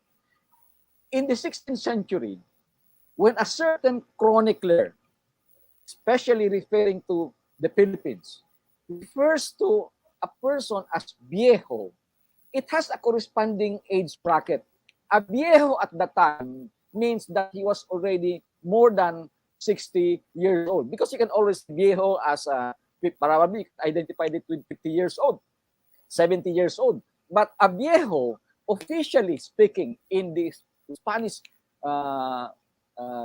documents, would mean someone who is more than 60 years old. Why?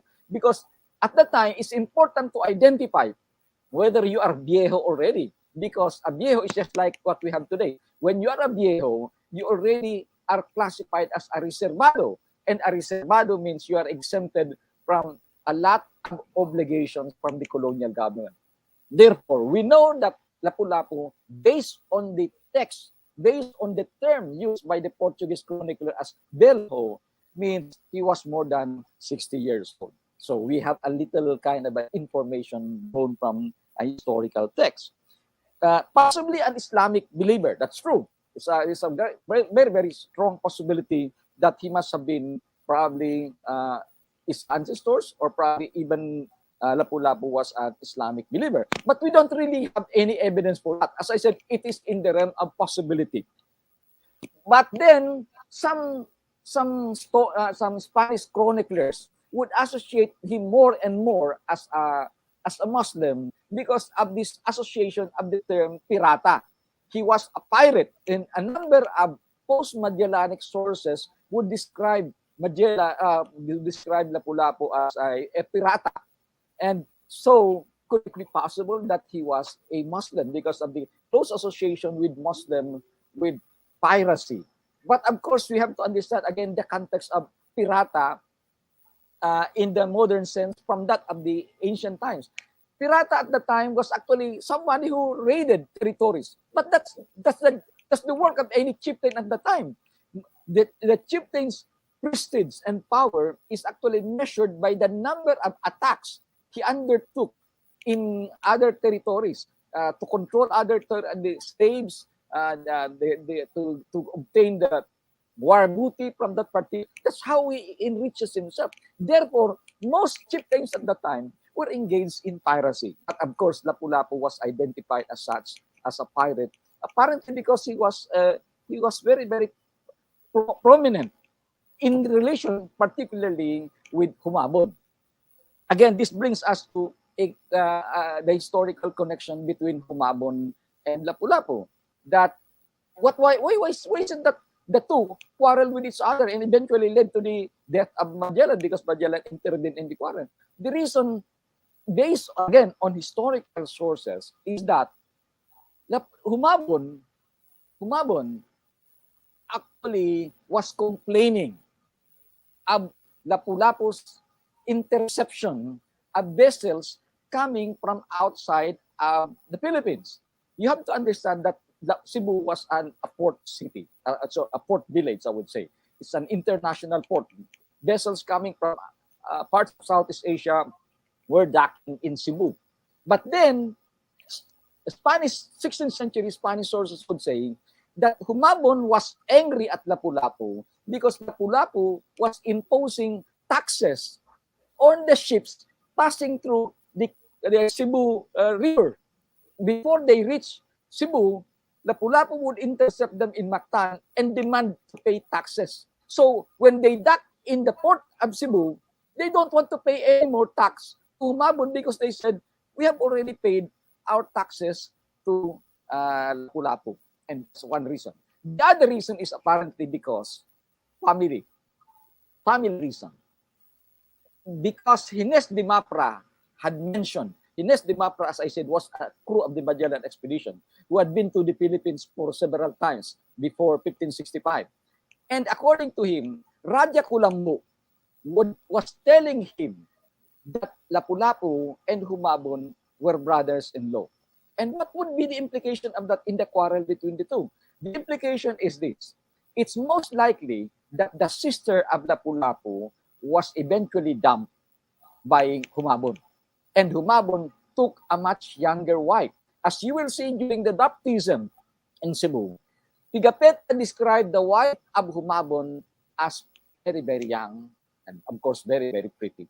So, could it be possible that there was a kind of an anger on the part of Lapu-Lapu for his sister having been dumped by his brother-in-law, Humabon? So there are other informations, but I think I have to limit my time in this.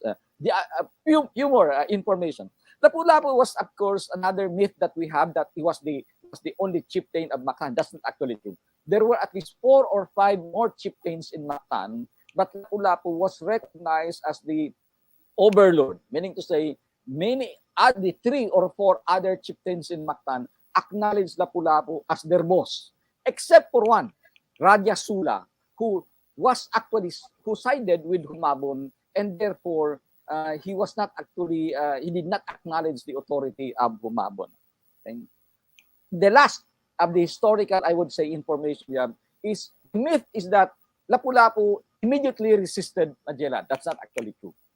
Historical records show that when Magellan offered what he calls a requerimiento, so again, that's another important issue for a historian to understand what a requerimiento is. The Spaniards, unlike what we have always seen in history, is that we always depicted them as barbaric and they would simply attack a territory because they did not like the chieftain there. Or that's not actually true. Remember, Spain in the 16th century was already a highly, you might say, highly, not necessarily civilized, but highly cultured society. And one of the most important policies is in terms of the rules of engagement in war. So among Spaniards, you cannot just enter a territory and destroy a territory. You have to tell the people that you are entering the territory because of so and so and for this reason. And if you don't accept our authority, then we will attack your territory. So that's what you call the requerimiento. And Magellan sent several of these men telling Lapu-Lapu to give up, accept the authority of King Charles and of Magellan, and therefore they will become friends. And he accepted them. According to chroniclers, Spanish chroniclers, Lapu-Lapu readily accepted them. In fact, he was even willing to pay tribute to Magellan. But there is one thing he could not accept, and this is the cause for the war. And what is that? He would not accept the command of Magellan to kiss, that Lapu-Lapu should kiss the hand of Humabon. And that's where Gaspar Correa said that, according to him, Lapu-Lapu said that I cannot kiss the hand of someone that I have been ruling for a long time. And so these are a few of the historical informations we have based on available archival sources. Daghang salamat, Dr. Danny. So before we would give you the questions from our audience, we would like to ask regarding the historical sources. What are the historical sources on Lapu-Lapu and the Battle of Mactan? So of course you mentioned also Gaspar Correa. Yeah. So, yeah. Do you have visual aids for this?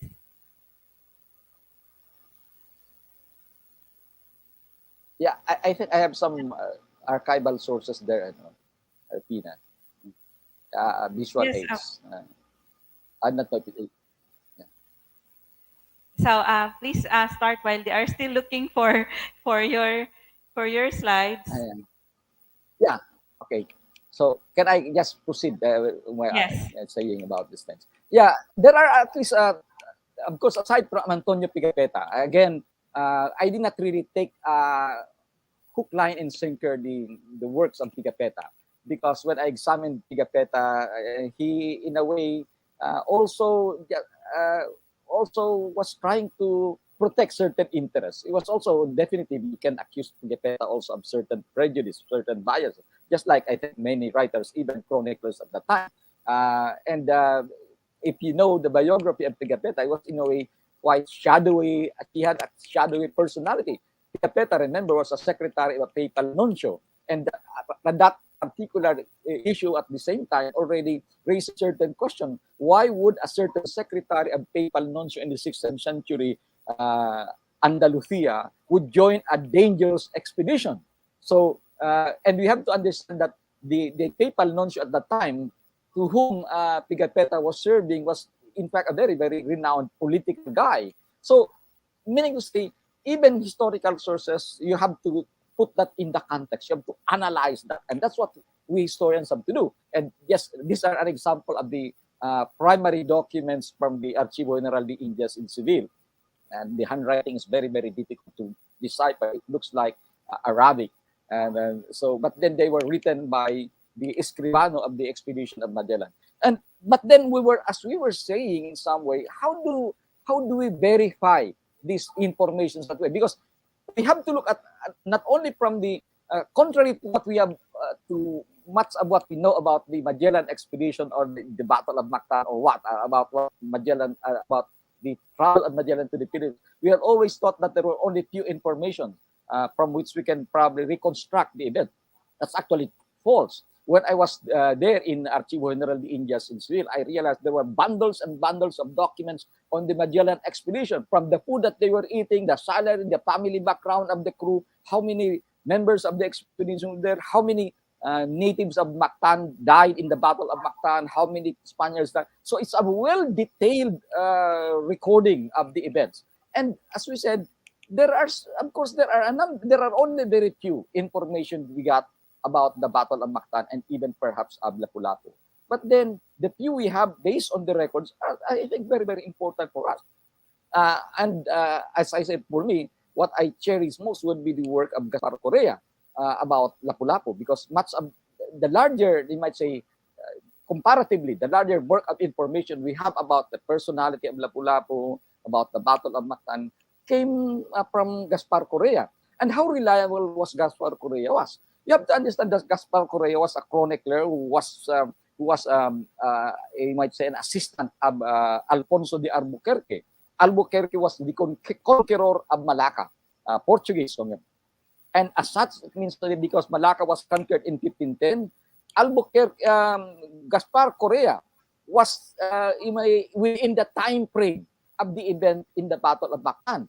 And being also a royal chronicler, meaning to say he was assigned as an official chronicler, it means therefore that he had access to informations brought by the crew of the Magellan expedition after the Battle of Mactan, because a number of them were captured. The crew of the Trinidad were captured in the Moluccas area, which is under the Portuguese territory, and therefore some of the materials there and probably some of the crew of the Trinidad were interviewed by Gaspar Correa, and that's how he got an information about Lapu-Lapu and the Battle of Mactan.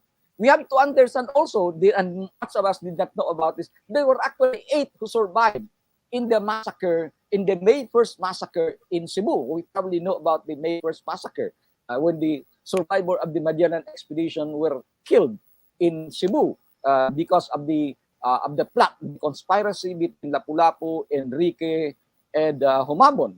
And 8 of them actually survived the massacre, and they were sold to the Chinese. So the crew of the succeeding expeditions, the 𝘿𝙖𝙣𝙤 expedition and the Villalobos expedition, were able to interview some of these natives who told them of the presence of this crew. And they probably learned also about the story of who Lapu-Lapu was. So in a way, based on the few informations we have, these historical sources provide us very, very valuable details on Lapu-Lapu, who is actually overwhelmed simply with mythical descriptions, but hardly providing us, hardly derived from historical sources. Yes. So, Dr. Danny, so Gaspar Correa was a royal chronicler, but he was not there at the Battle of Mactan. He was not with the expedition. And he wrote based from his interviews also of those who were in the Battle of Mactan or who came to Cebu. Yes, that's true. Yes. So, so why do you think Pigafetta did not write the description of Lapu-Lapu? Why he did not? He described well Humabon, that he was stout. He had tattoos up to his face. He was eating turtle eggs when he first met him. He was drinking palm wine. But why no description for Lapu-Lapu? Yeah, very good question. Very good question. One thing is, you have done, if you look at the chronicles, even of Pigafetta, hardly was there a mention of Lapu-Lapu even in the Battle of Mactan itself. So where was he? We don't know. We don't really know where he was. So he was not the one who killed Magellan. He was not, of course, mentioned as that he was fighting in the battle itself, but he must be directing the battle. There's no question there. So he was the leader, no question about that. He was the general of that war. He was the general, of course, the field commander. But where was he? We don't really know. And definitely Pigafetta had not seen him, because there was no any chance that he probably met them during this particular meeting during the presentation of the so-called requerimiento. The requerimiento, as I said, is a sort of an information telling the chieftain, you have to surrender or else we will attack you. But who could have been the one who brought the requerimiento to Lapu-Lapu if Lapu-Lapu was the one who met this crew of Magellan who presented the requerimiento? One possibility is Enrique. Why? Because Enrique speaks the Malayan tongue, which was understood by the chieftains of the Visayas at the time. The other person who could have accompanied Enrique could have been the prisoners, the so-called desteros. The people at the time, contrary to what we have known in history, that's the reason why it's very difficult to fix the exact number of the crew of the Magellan expedition, because officially, the official document says they were 238. But they actually also included prisoners at the time. They allowed the prisoners to join the expedition. For what reason? Because when they docked in a particular territory, among the persons that they sent to that territory were the prisoners. Why? Because of the danger. If ever it's going to be dangerous, it's the prisoners who will die first, not the crew of the Magellan expedition, except the interpreter. Therefore, if someone who could have seen Lapu-Lapu, it could have been the prisoner or Enrique, but not Pigafetta, not the chronicler, because they would definitely not dare to go down and talk to hostile people such as that of the people of Mactan.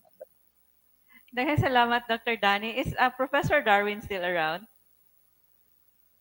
Actually, he has a class. So before we would give the questions to Dr. Danny, there are many questions for you.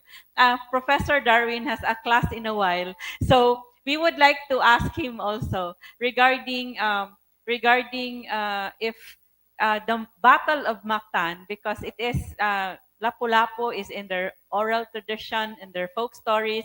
They have legends about Lapu-Lapu. We would like to ask Professor Darwin if the Battle of Mactan also inspired the Moro freedom fighters, and also to give highlights of the long history of struggle of of the Moro against colonization. Certainly, yes. In that particular period of time, we could imagine how the success of Lapu-Lapu in defeating the Spaniards gave or boosted the military morale of the people, so that by the time the Spaniards would come again, the same armed resistance would be met by the Spaniards. That's what had been provided or given by Lapu-Lapu. And it's not only in that particular period of time. In fact, until today, walang Muslim na hindi nakakakilala kay Lapu-Lapu. And like I said, maliit pa yung mga Muslim, kinukwentuhan na ng nanay ng yung heroic battle ni Lapu-Lapu and other heroes who fought against the Spaniards.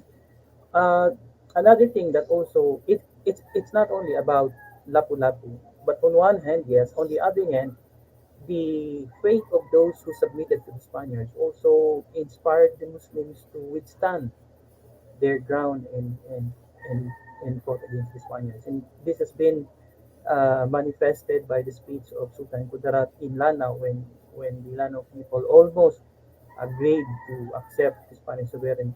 He came to Lanao and he made a very strong speech, and using the lives and fate of those in the Visayas and in Luzon who submitted to the Spaniards in convincing the Lanao people not to submit to the Spaniards, otherwise they would experience the same fate. So, on one hand, yung success ni Lapu-Lapu, on the other hand, yung naging buhay ng mga those who submitted to the Spaniards. Yun yung dalawang aspeto na talagang nagbigay ng inspiration sa Muslim na lumaban hanggat sa kahuli-huliang period ng Spanish occupation. The second question was the highlights of the long story. I think the most important thing to highlight is that it was during the Spanish conquest and the armed resistance of the Muslims that the country started to be polarized. Of course, before the coming of the Spaniards, there was no national unity. Tribal wars were also prevalent, not just among the Visayan people, but even here in Metro Manila at the time, in the Luzon, there were also tribal wars. That's why it was easy for the Spaniards to subjugate them. But there was no hardly account, or there was no account that the Muslims came to raid areas in the Christian settlements before the coming of the Spaniards. But what we can find in many of the literatures, the Muslims were actively engaged in the inter-island trade, and at some point in time they were leading in the inter-island trade. Panay was part of the vassal state of the Sulu Sultanate that were enjoying protection from the Sulu Sultan. When the Spaniards came, actually the success of the Spanish conquest in the Philippines was primarily due to the military aid of the Christianized natives.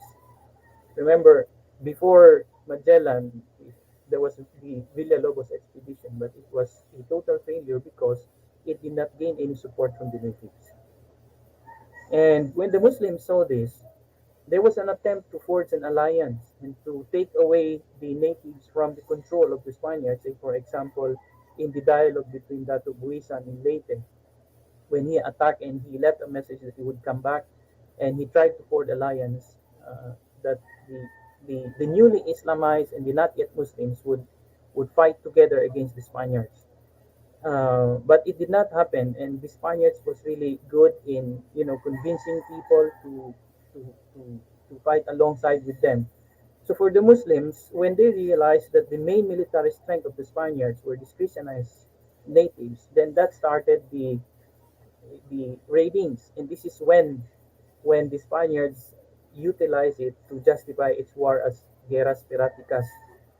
So that is why when we speak about pirates in those times, immediately yung pumapasok sa isipan natin itong mga Muslim. And I agree with my colleague here when they speak about pirates and Lapu-Lapu being associated with piracy must have been also a Muslim. But piracy has been there. But in terms of Muslims attacking the non-Muslims, say for example for conversion or enslaving, walang ganun. It was only during the time of the coming of the Spaniards. And this is one of the important lessons that we have to learn when we are used by the other people to fight against each other. The consequence is very brutal and very bitter in the memory of the Filipino people. And this is when the image of the Muslims as pirates and slave raiders merged and started to dominate in the collective consciousness of Christianized Filipinos. That is why when Duterte initially spoke about Lapu-Lapu as a 𝘕𝙬𝙤, and finally Senator, uh, what's this guy? Bongo. Senator Bongo, it received a lot of reactions and negative reactions from from the non-Muslims, particularly the people in the Visayan region. But for the Muslims, they've been used to it. They have been used to their history have been subjected to writing out their very own existence has been subjected to prejudice and even hatred. And this is what is important to highlight in the long history of the armed resistance of the Muslims. The hatred, the polarization is created and it still existed until today. And this is something that we need to fight in order to forge a national unity and establish a strong nation. Yes, because of course we would know from the folklore and even from these accounts in China that even before in 1300s, 1200s, of course, the Visayans were raiders. They went as far as China to get slaves. For there is this folklore in Bohol, a very beautiful princess in Bohol who demanded from her suitor, the dato from Leyte, Dato Sumanga, to go as far as Sulu to get what she wanted. The raider from Visayas went to Sulu and raided Sulu for the demands of that beautiful princess in Bohol. And also, the Leyte raider, I mean the Dato, went as far as China to get that slave, that Chinese slave that the beautiful Buholana princess wanted. So before the Spaniards came, the raiders and the pirates were the Visayans.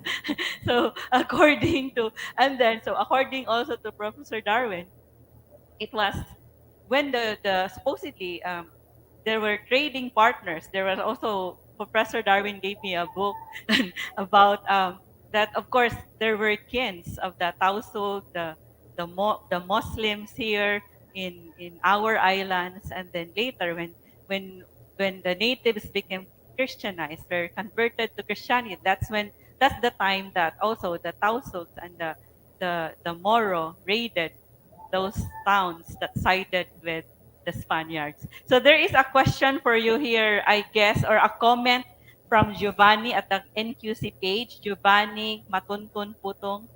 He just commented that is why the Sulu, Butuan, and the connection of the Cebu trade route, triangulation of areas. What can you say about this comment? Can you understand that comment about the trade route Sulu, Butuan, Cebu?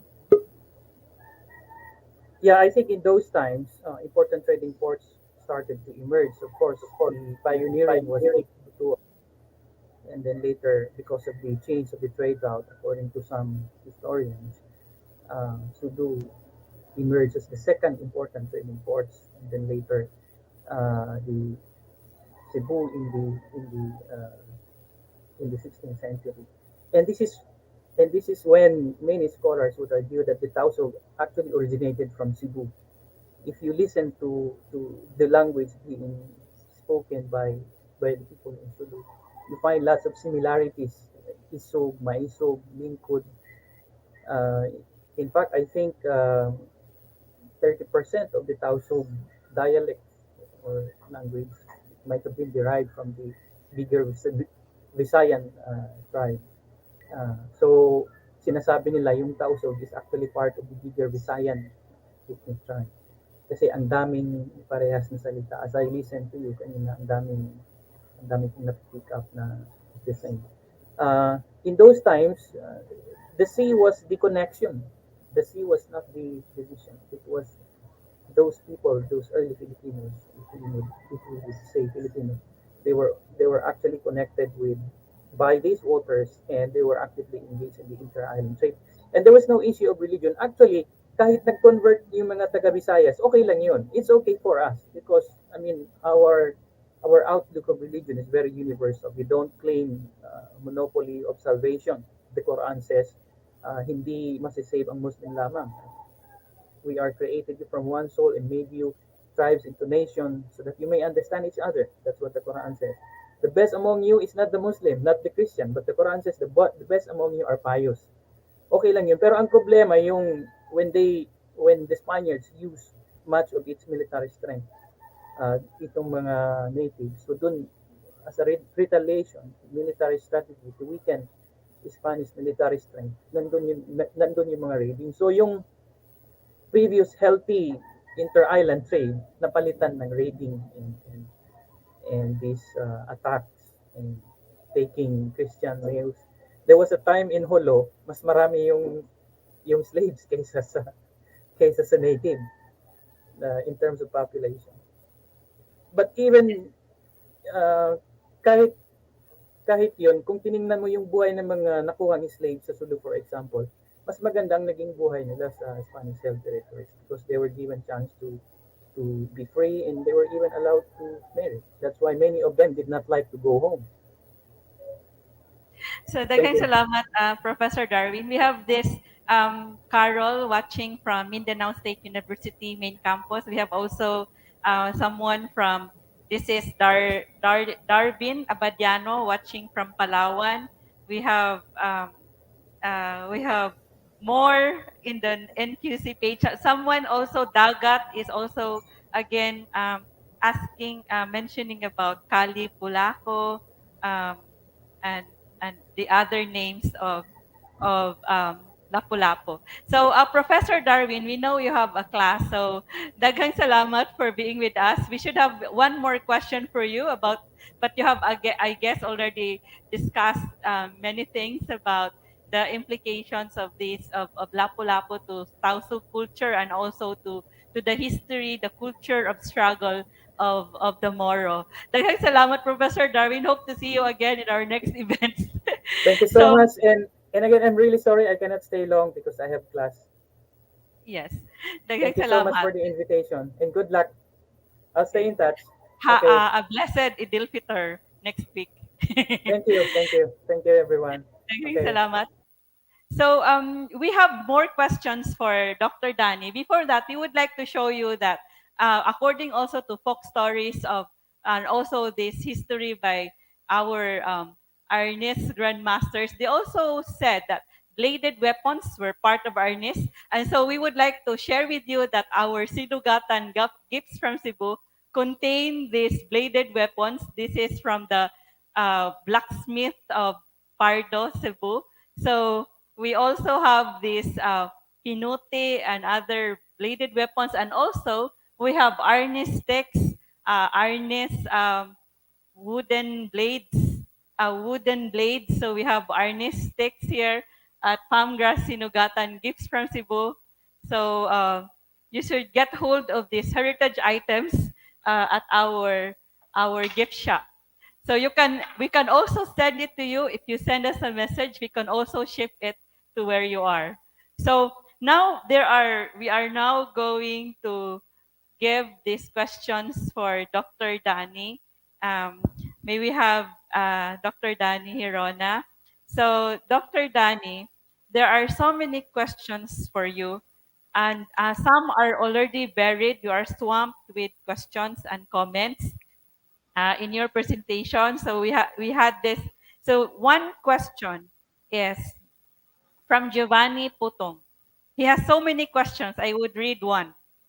Marites lang po ito, ma'am. So, Marites. So, Marites already now means hearsay or chismis. So, so in a perspective, who starts the war and conflict between two and three factions? Humabon Party with Zula, Lapulapu team, and of course Magellan Elcano Party. And then he writes in Cebuano, lain pud kaayo no, kumubutho ra si Magellan, makipag-away kang Lapu-Lapu. So it's not likely that Magellan would just show up and fight against Lapu-Lapu. Would you believe Humabon wants to test Magellan's party for battle? So do you think that Humabon just wanted to test the capacity of Magellan's troops? Okay, yeah, thank you very much for the question. One thing you have to understand that Humabon is a very, very smart guy. He was an administrator, a businessman, so to speak. He's not a seasoned warrior. If you look at even his physical, you might say, description of him, he's not that typical warrior that you'd say slim and muscular. He had a big belly. He was short, and you have to understand that the wealth of Cebu, there was no any account that Humabon had been engaged in war. Humabon and the wealth of Cebu actually came from taxes. So he was more of a manager of the trade. And in this particular case, the wealth of Cebu came from the taxes and his diplomacy with businessmen coming over to Cebu. And that's one thing that you have to understand about him. And in connection with that, Humabon was smart, as I said. He was a tactician, not in war, but more of business. He was a smart guy in terms of business. And could it be possible that he was using Magellan to get even with his enemy, Lapu-Lapu? That's one thing, pretty sure. He was the one who already insinuated to Magellan at one time during the baptism that there is a guy here who does not want to acknowledge my authority, and we have to convert to persuade him. And also, so in a way, Humabon wanted to use diplomacy and to use Magellan to extend his power without wielding his weapon. It's one thing. The other thing is, was testing Magellan. Well, I think Magellan had already preempted that earlier on, because Magellan must probably have known this, even psychologically. When Magellan asked two of his soldiers to wear their armor and engage in a kind of a fencing game. So there was a certain kind of a back war between the soldiers of Magellan. What was that for? Magellan seemed to be saying to Humabon, oh, you have to accept my authority and make friends with me because my men are very, very superior in terms of their weaponry.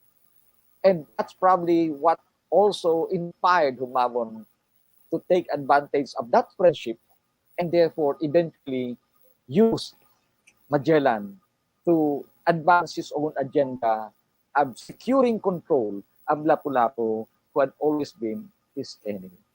So that's one, I think that's one pretty sure that Humabon, in a way, planned to make use of Magellan, but not necessarily to test, because Magellan, as I said, had already demonstrated to Humabon the power of the Spaniards. He seemed to be saying, oh, don't quarrel with us, make friends with us because we are powerful, and probably you can also make use of us for certain agenda, especially securing control of other chieftains who are not actually in agreement with you. That's more of my surmise in this party. But then definitely, if Humabon was trying to test Magellan, I don't think so. He was probably knew of the superior power of the Spaniards. Yes. So Dr. Danny, so if we would read also Pigafetta, it mentioned he mentioned also that when they wanted to baptize Humabon and his men. At first, Humabon was saying that they would not want to be baptized because his chieftains, the chiefs under him, wouldn't want to be baptized because they were already good men. And then, of course, they were threatened of death. They were threatened of being killed. So was that so? He knew of the power of the Spaniards. He was scared, so that's why they got baptized. That's Well, according to yeah. Apparently that's not actually true, that there was certain coercion on the part of the Spaniards. It's not. I don't see in any document which mentions that they were actually being forced to be. But in fact, it's a surprise thing, Alpina. If you look at the so-called Setenta Instrucciones, this is not known by many historians. Before the Magellan expedition left for the Philippines or for Southeast Asia, the King of Spain gave Magellan the so-called 70 instructions. And hardly do you see in the instructions any categorical decree which tells Magellan to convert the natives in the territory. It's surprising that it's not. Most of the provisions in the instructions were all about looking for gold, looking for spices, but hardly about conversion. So I don't think Magellan would make use of force to compel the people to convert, because that's not what the king was actually had in mind in sending the expedition. It's more of economics rather than conversion. And you have to understand also in the kind of priests that they brought along. The Magellan expedition brought along secular priests, meaning to say they were not there to convert the people, unlike the missionaries that the succeeding expeditions brought along in the 1842, which is the Villalobos expedition, and in the Legazpi expedition. The Magellan expedition were only carrying secular priests as chaplains for the consumption, the spiritual, you might say, needs of the crew of the Magellan expedition, but not apparently to bring about Christianization of the people that they could encounter in their journey. Yes. And then also regarding that, so I actually only read Pigafetta's account. I haven't read other sources. And he also mentioned about if the people were people were Moors, we would have planted a column. But because they were heathens, we planted a cross. So that's the account of Pigafetta saying that the people were not Muslims, but yes. they were heathens or pagans. So, but then also May 1, that would be tomorrow, that would be the 501st year of the massacre in Cebu when Humabon, as you said, conspired with Lapulapu and Enrique de Malacca to massacre the survivors, the Spanish survivors of the Battle of Mactan. And we would see how angry the Cebuanos were. Diba? It is described how they shredded the cross that the Spaniards planted when they were leaving the ship. When the ship was leaving, they saw the cross being shredded to bits by the Cebuanos. They were so angry. So it was just a baptism in name, but they were not really converted. Yes. So why would by you the way, say they were very angry? Why were the Cebuanos very angry? Why? You get that interesting question, Pina. One of the reasons why the Cebuanos were angry at them, of course, one of the reasons for the conspiracy is because Mabon was trying to aggrandize to win again the friendship of Lapu-Lapu, because Lapu-Lapu said, okay, if you kill them, then we will become friends again. and I will even give you my wealth, my resources. That's what the Gaspar Correa account would say. And according another promise that Lapulapu gave to Magod if he killed the Spaniards was he would give his daughter as a wife, of Magod. So another additional reward. But the other reasons why there was apparently a great, you might say, an overwhelming manifestation of anger. This was according to one of the consultants of an Italian member of the so-called private council of Charles, because he was a chronicler and he also gathered information from the returning crew of the Magellan. One of the reasons why they were massacred is this, because the men of Cebu were angry at the crew of Magellan because they apparently abused certain women of Cebu. One of those, he was a notorious guy in the expedition. He was the nephew or the brother-in-law of Magellan, Duarte Barbosa, one of those killed in this massacre. And this Barbosa was notorious, sort of a lecherous guy, very, very fond of sexual affairs with women. When they were in South America, Magellan already warned this guy and already reprimanded him because he went out of the ship, went to the coast, and engaged with the women of South America and said, "That's dangerous, don't do that again." But then he did it again in Cebu. According to the accounts of some chroniclers of Magellan, Duarte Barbosa would go to Cebu and have relationships with the women of Cebu, and therefore the men of Cebu did not like that, so they were angry at the crew of Magellan and they murdered them. Dr. Danny, actually, I have heard that story in one of our discussions. Someone from our audience mentioned it, but the historians in the panel said that it was not mentioned in Pigafetta's account regarding that rape of virgins, Cebuanas. So who is the source regarding that account? Yeah, I just forgot this name of this he's an Italian member of the private council of Charles. It escaped my, but he had written a lot of works on the 16th century Spanish Empire. But he was alive at the time. I'm just trying to recall his name. He was an Italian, and he in fact did not like Magellan, but because of what happened to Magellan, he said he was a bad guy in some ways. But definitely, that was one of the reasons given, according to his interview of the men of Magellan, why they were killed in that particular massacre. Yes, because we would only see Pigafetta bragging about, of course, Pigafetta was describing the sexual organs of the men, the Cebuano men, and of course those gadgets on those sexual organs, and he was also saying about the girls already being opened as early as 6 years old, and of course, and then they would not have sex with those without gadgets, and also Pigafetta said the women like us very much. And so was that, and then why would they have to rape if the women like them very much and they didn't have gadgets?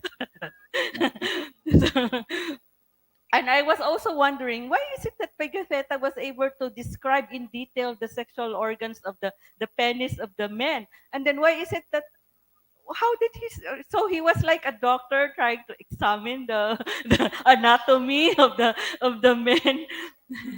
So they said a reaction here is Marites Pigafetta. Marites Pigafetta. So now, Dr. Danny, we have more questions and interactions, but then we would like to ask you this question about how did Lapu-Lapu emerge in the nationalist discourse? Yeah, that's another important area. So you have about slides for discussion. this, right? Yeah, I think I have. Yes. Yeah. Okay. I sent it. I did not have it now, but probably you can show that. But anyway, it cannot be located. One thing is you have to understand that earlier on, much of the accounts on the Magellan expedition, okay, the emergence, okay, much of the account on the Magellan expedition were actually condemnatory of Lapu-Lapu. I think that's obvious because those who wrote them were actually Spaniards. And for that reason, the Lapulapu apparently was not depicted in any of these accounts as heroes. And much of what we know about the heroism of Lapu-Lapu only came from, as I said, folklore and oral accounts. But historical sources are essentially condemnatory of Lapu-Lapu. Lapu-Lapu is always depicted as a bad guy. In fact, one of the earliest account that we have, which provides certain kind of an insight on the perception of the natives of Lapu-Lapu, came from the poem of Carlos Calao, the 1614 poem. He was a mestizo Chinese, and he wrote a poem which condemned severely Lapu-Lapu Lapu-Lapu is described as almost like a devil because he killed someone who brought Christianity to the Philippines. So there was no any inkling from available sources, both Spaniards and native sources, which suggest that Lapu-Lapu was ever considered as a hero in the early years. In fact, there was a deliberate attempt, even on the part of the natives, to avoid talking about Lapu-Lapu. I think that's obvious. In the 17th century, in the early stages of the Spanish colonization, there was hardly any mention of who Lapu-Lapu was, what happened to him, where was he, whether Lapu-Lapu had descendants or what. There was none. They tried to avoid, in fact, based on one Augustinian Recollect Friars in the 1600s, when he was trying to inquire on what happened in 1521, some 80 years after. This friar was interviewing the people of Cebu, and he was trying to reconstruct what happened during the Magellan expedition. And apparently, many of the Cebuanos were shying away from answering the question because they probably they were aware of the stigma that Lapu-Lapu had in the mind of the Spaniards, and they probably were afraid that the Spaniards would exact vengeance on Lapu-Lapu and on any relative of Lapu-Lapu. And that was the case in fact when Legazpi arrived in Mactan, in Cebu in 1565. He was still overwhelmed with this so-called Spanish anger towards Lapu-Lapu, and they wanted to exact vengeance on the Visayans for what they did to Magellan. That's probably the reason why there was a deliberate effort to conceal and in a way forget Lapu-Lapu's episode in our Philippine history. But when did Lapu-Lapu emerge in a more positive light in our narrative, in our Philippine narrative? The late 19th century, it's quite interesting. They started using the name Lapu-Lapu and Mactan as a nationalist, as features of our nationalist discourse. Why? The Masonic lodges in the suburbs of Manila were using the term Mactan and Lapu-Lapu as names of these Masonic lodges. Meaning to say, therefore, that at that time, the propaganda movement was already actively proselytizing its cause. They already recognized the role of the Battle of Mactan and Lapu-Lapu as a rallying point of our nationalist discourse. And later on, during the American era, as evident in the works of Dr. Resil Mujares, the fictional accounts of Gulla, would show that by the 1920s, 1930s, there was a proliferation this time. In fact, I read a certain newspaper article in the late 1920s featuring this time a number of accounts about Lapu-Lapu. In fact, some of them are already fictional, are now now constitute as what we have today as the myths about Lapu-Lapu. But why 1920s, 1930s? Because of the so-called suppressed nationalism of the Filipinos in the early stages of American era, when they forbid us to talk about anything about our Filipino identity. But by 1915, 1918, this as the Americans begin to encourage the Filipinos to acknowledge their own Filipino identity in the so-called Filipinization policy, Filipinos began to look for certain kind of imagination, imagery, certain kind of icons upon which their identity as a Filipinos would revolve around. And among them was Lapulapu. And that's the reason why by the 1920s, there is an increasing growth in terms of the narratives about Lapulapu and also these accounts of the myths about Lapulapu. So I would say, if you are going to ask me, when did these myths come out about Lapulapu? They were apparently not as old as we always thought. They probably came out in the 1920s. Were they already in existence? Probably some old people knew them, but they do not talk of it publicly. Lapulapu was insignificant historically, but by the late 19th century, Lapulapu became significant among the intellectuals because he became the rallying point for a nationalist discourse, and that continues especially during the American era. But during the time of Marcos in 1960s, they started contemplating of putting up, of expanding the monument of Lapulapu. But as I say, the idea of a monument of Lapulapu came only much, much later in our history. The first monument conceived was that of Magellan. Interestingly, the earliest idea of putting up a monument for Magellan began in 1835. So, but when they were starting to plan out where to put the monument, they started interviewing the people of Mactan. And surprisingly, they forgot about this. They don't know where the battle took place. They forgot where certain major personalities in the Battle of Mactan. And apparently that fits in with what I was saying earlier. The natives of the Philippines were trying to forget Lapulapu because of their fear that Lapulapu is always associated with the anger of the Spaniards. And therefore, anybody who is associated with Lapulapu would eventually incur the punishment of the Spaniards. And that's the reason why the emergence of Lapulapu in our nationalist discourse and in our nationalist history came much, much later.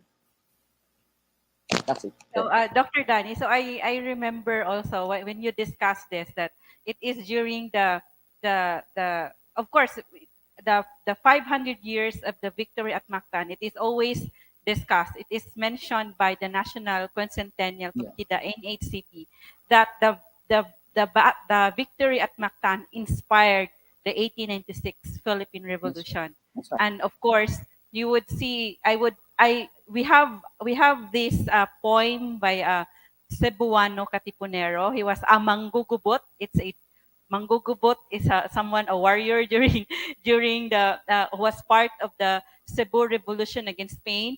Francisco Maria Labrador, who was he was a part of the Kagubot sa Sugbo sa 3 de Abril. He was part of those who revolted, who participated in the revolution against Spain.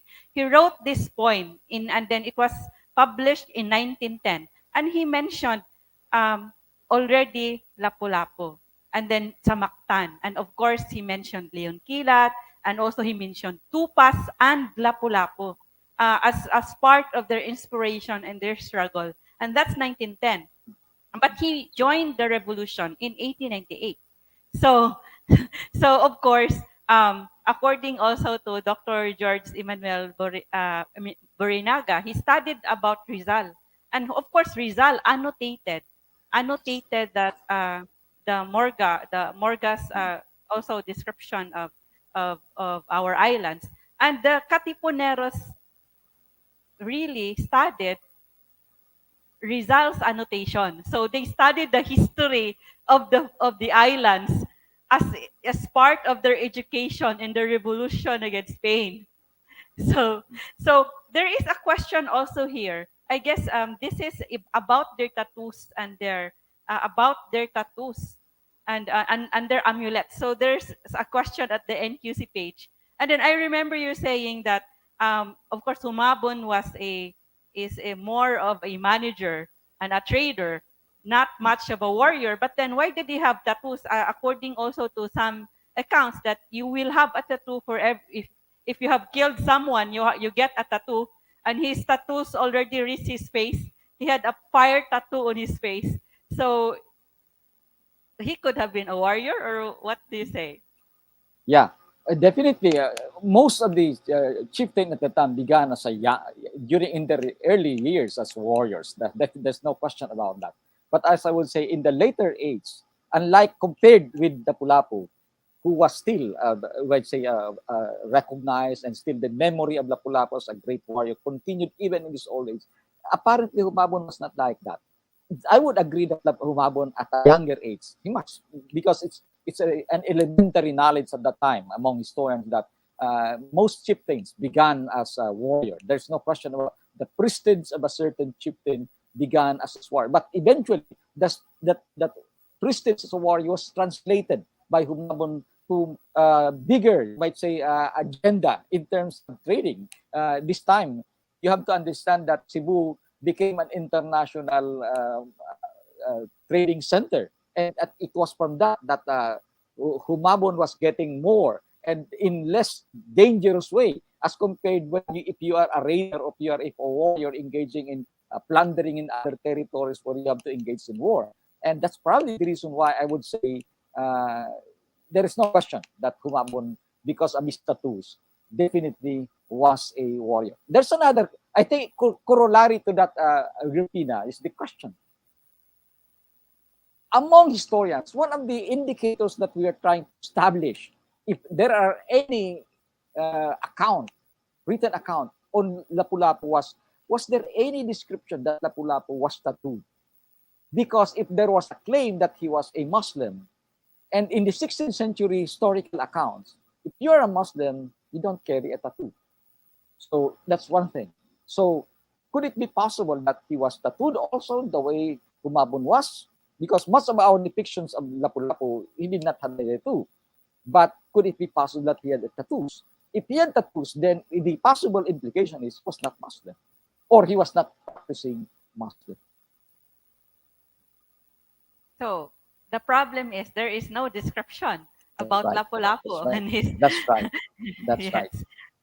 So there are so many audience saying thank you to you, Dr. Danny. It's very interesting. We thank you. We learned so much from you, and then there are other actually comments. Now we would like to give this last question from me, but more questions maybe from our reactors and audience in a while.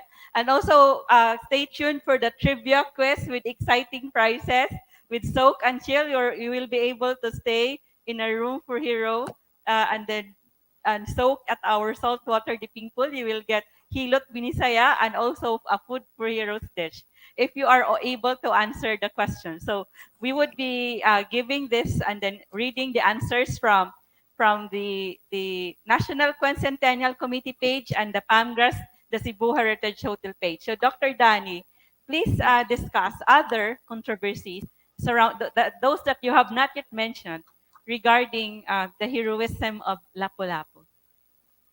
Yeah, I think what made Lapu-Lapu's heroism controversial is it has also something to do with regionalism. We have to understand that historically, Manila eventually emerged as the center of commerce, trade, culture, and history. And there seems to be a refusal on the part of the Tagalog region to acknowledge that the center, you might say, the gravity of nationalist, you might say, ideal began in Cebu and not in Manila. So that's one, probably, as we see in the textbooks later on, Manila became the center of history. The rest were only at the margins of history. So could it be possible that one of the refusal to acknowledge Lapu-Lapu as, you might say, the first to fight, the first rallying point of resistance in Philippine history was because it has something to do, not so much more with history, but more of the geopolitics among Filipinos in the course of our history. And that's one thing. The other is, of course, because of our Catholic orientation. The idea that a hero is not a Catholic, but one who killed, the one who evangelizes, would not be accepted in the early phase of our history when we are overwhelmingly Catholic.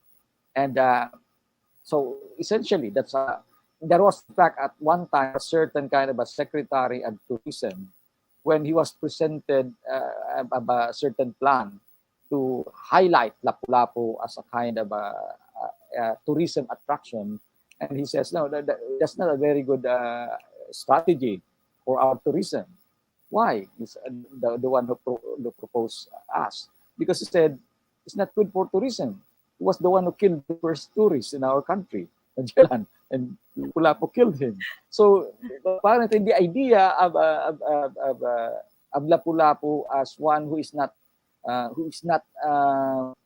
not promote national interest came in much later part of our history, and not so much with history, but more of politics, more of commerce. So that's the reason why it's unfortunate that Lapu-Lapu became a victim of the circumstances, not so much because of the historical circumstances, but because of the considerations that deal with history. So that's probably the reason why Lapu-Lapu became a controversial hero at this time, and still there are still refusal because they would say that Lapu-Lapu is only an insular hero, a Visayan hero, and does not deserve to be recognized as a national hero because he only fought for the interests of the Visayans at that time. And precisely, some even argued that there was no nation at that time. We always associate heroism with a nation. And here, there was no nation to speak up at the time that Lapu-Lapu fought. He was only fighting for his own village. He was fighting at most for the island of Mactan and not of a nation in general. So that's what I would say, the controversial aspect and the unfortunate side of Lapu-Lapu's heroism. Yes, and even actually, when we had this, we actually named at Palmgrass, we named our floors in honor of heroes, and then we had our 7th floor named in honor of Lapu-Lapu, and we put suite rooms in those floors, and then we have these 2 suite rooms at the Lapu-Lapu floor. One suite room is in honor of Tupas, and the biggest room, the most expensive room at Palmgrass is named 𝘿𝙖𝙧𝙤𝙬𝙖. So, of course, they became partners in the end. They became conspirators against the foreign invaders. But then that massacre, that will be the 501st tomorrow. It will be the 501st year, May 1 massacre, where Humabon and Tupas massacred the survivors of the Spanish survivors of the Battle of Mactan. It is not discussed. It is concealed.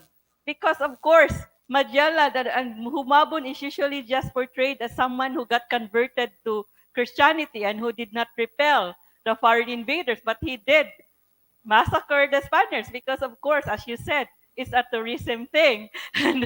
But then, why are we not asking the tourists to really see the brave and fierce Cebuanos and then Filipinos who would fight against those who would trample on our sacred shores, as one poet or songwriter says. So so until now, actually, when we have this wall we have a gallery of heroes. We have this wall, ang dalan padulong sa kagawasan, and we put the history of Cebu from 1521 until 1898. And one of those things that you would see upon the arrival of the Spaniards is the May 1 massacre. And most of those who would view it would say, we did not know. It's just like the Game of Thrones. They invited their enemies to a feast, and then they let them eat and then kill them. It's like the Game of Thrones, and it's not known. So it's not usually known. So now, Dr. Danny, say we have these reactions. We actually would like to ask our on-site reactors to already give their reaction, and maybe they also have question for you. We have a few more minutes left in our event this afternoon. So is Dr. Zona still around? Wala na?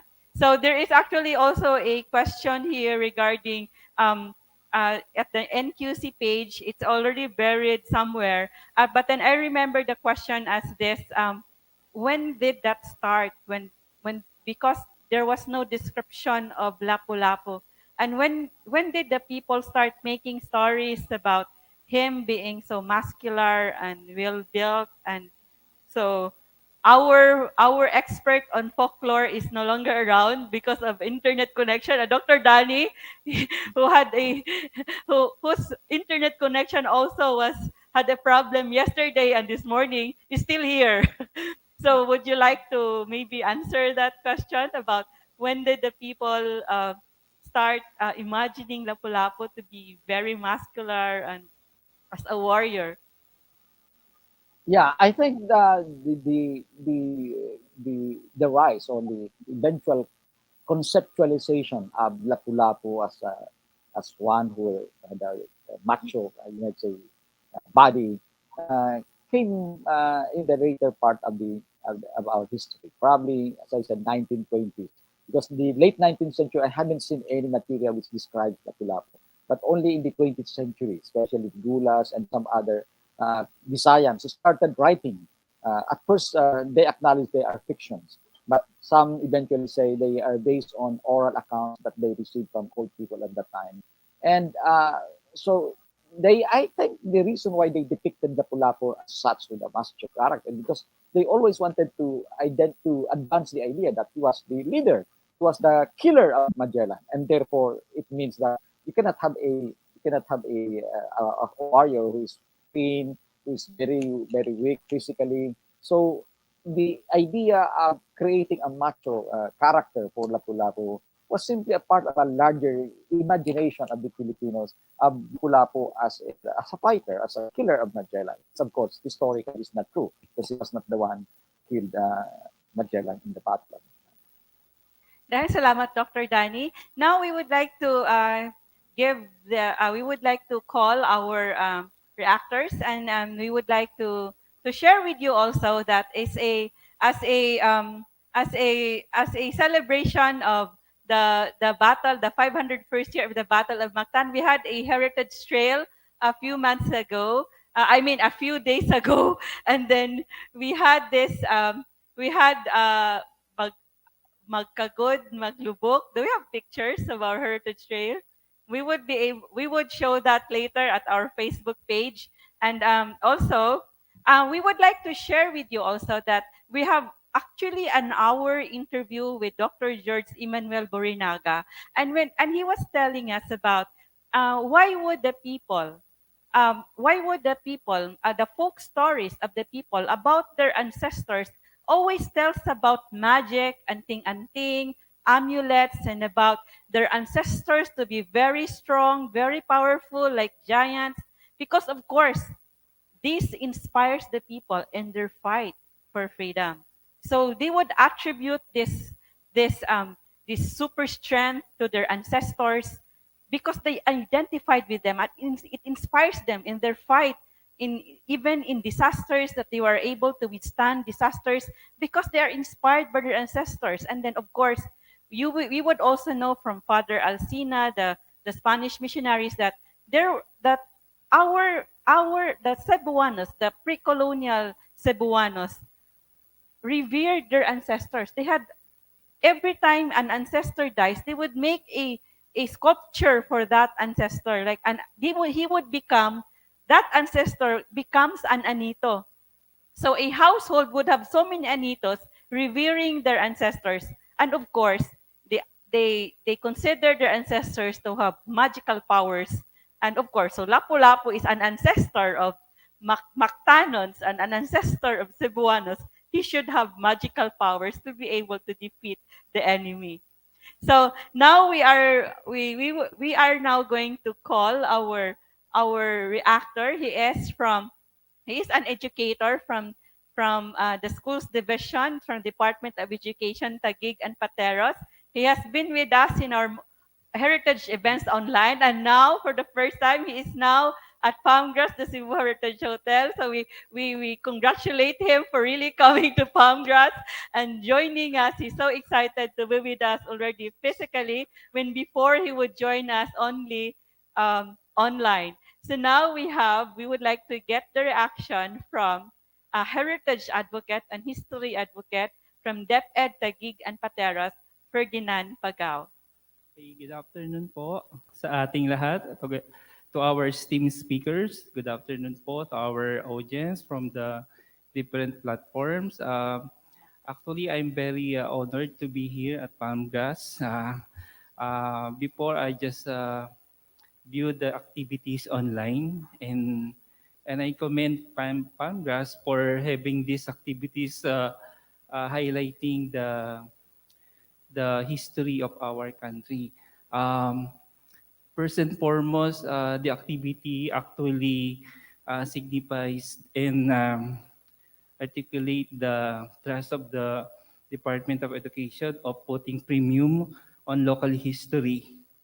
So Palmgrass is actually spearheading this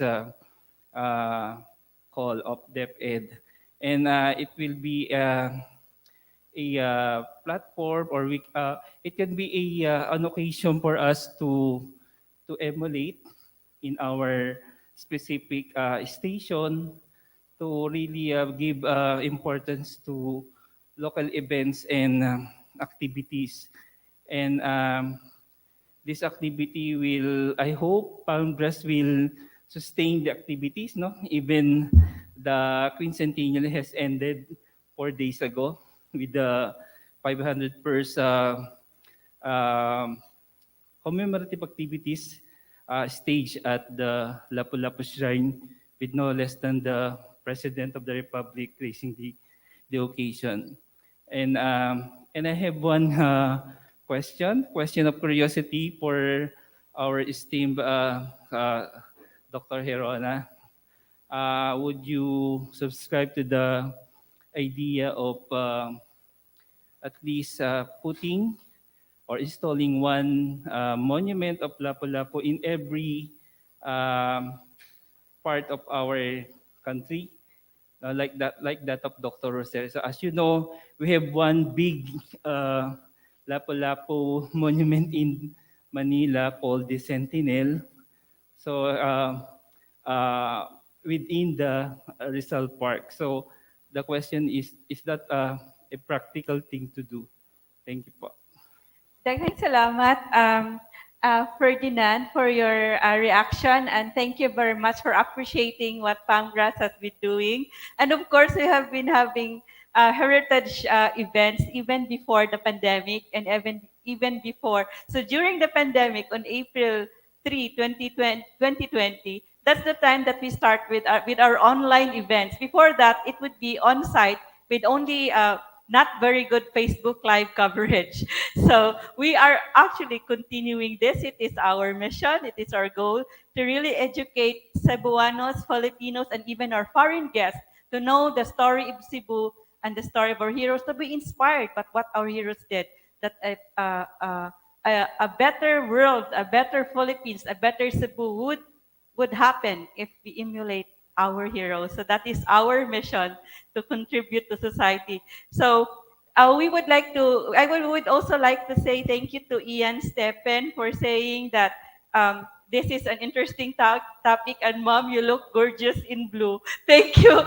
Thank you, Ian, for the appreciation. Also, Elsie and JP Philbert says it's a very informative and enriching seminar, a webinar. We would like to call now Dr. Danny to answer the question before we go to the reaction of our Cebuana from Mactan, a descendant of Lapu-Lapu at Mactan Island. We have a reaction from our woman warrior from Mactan Island.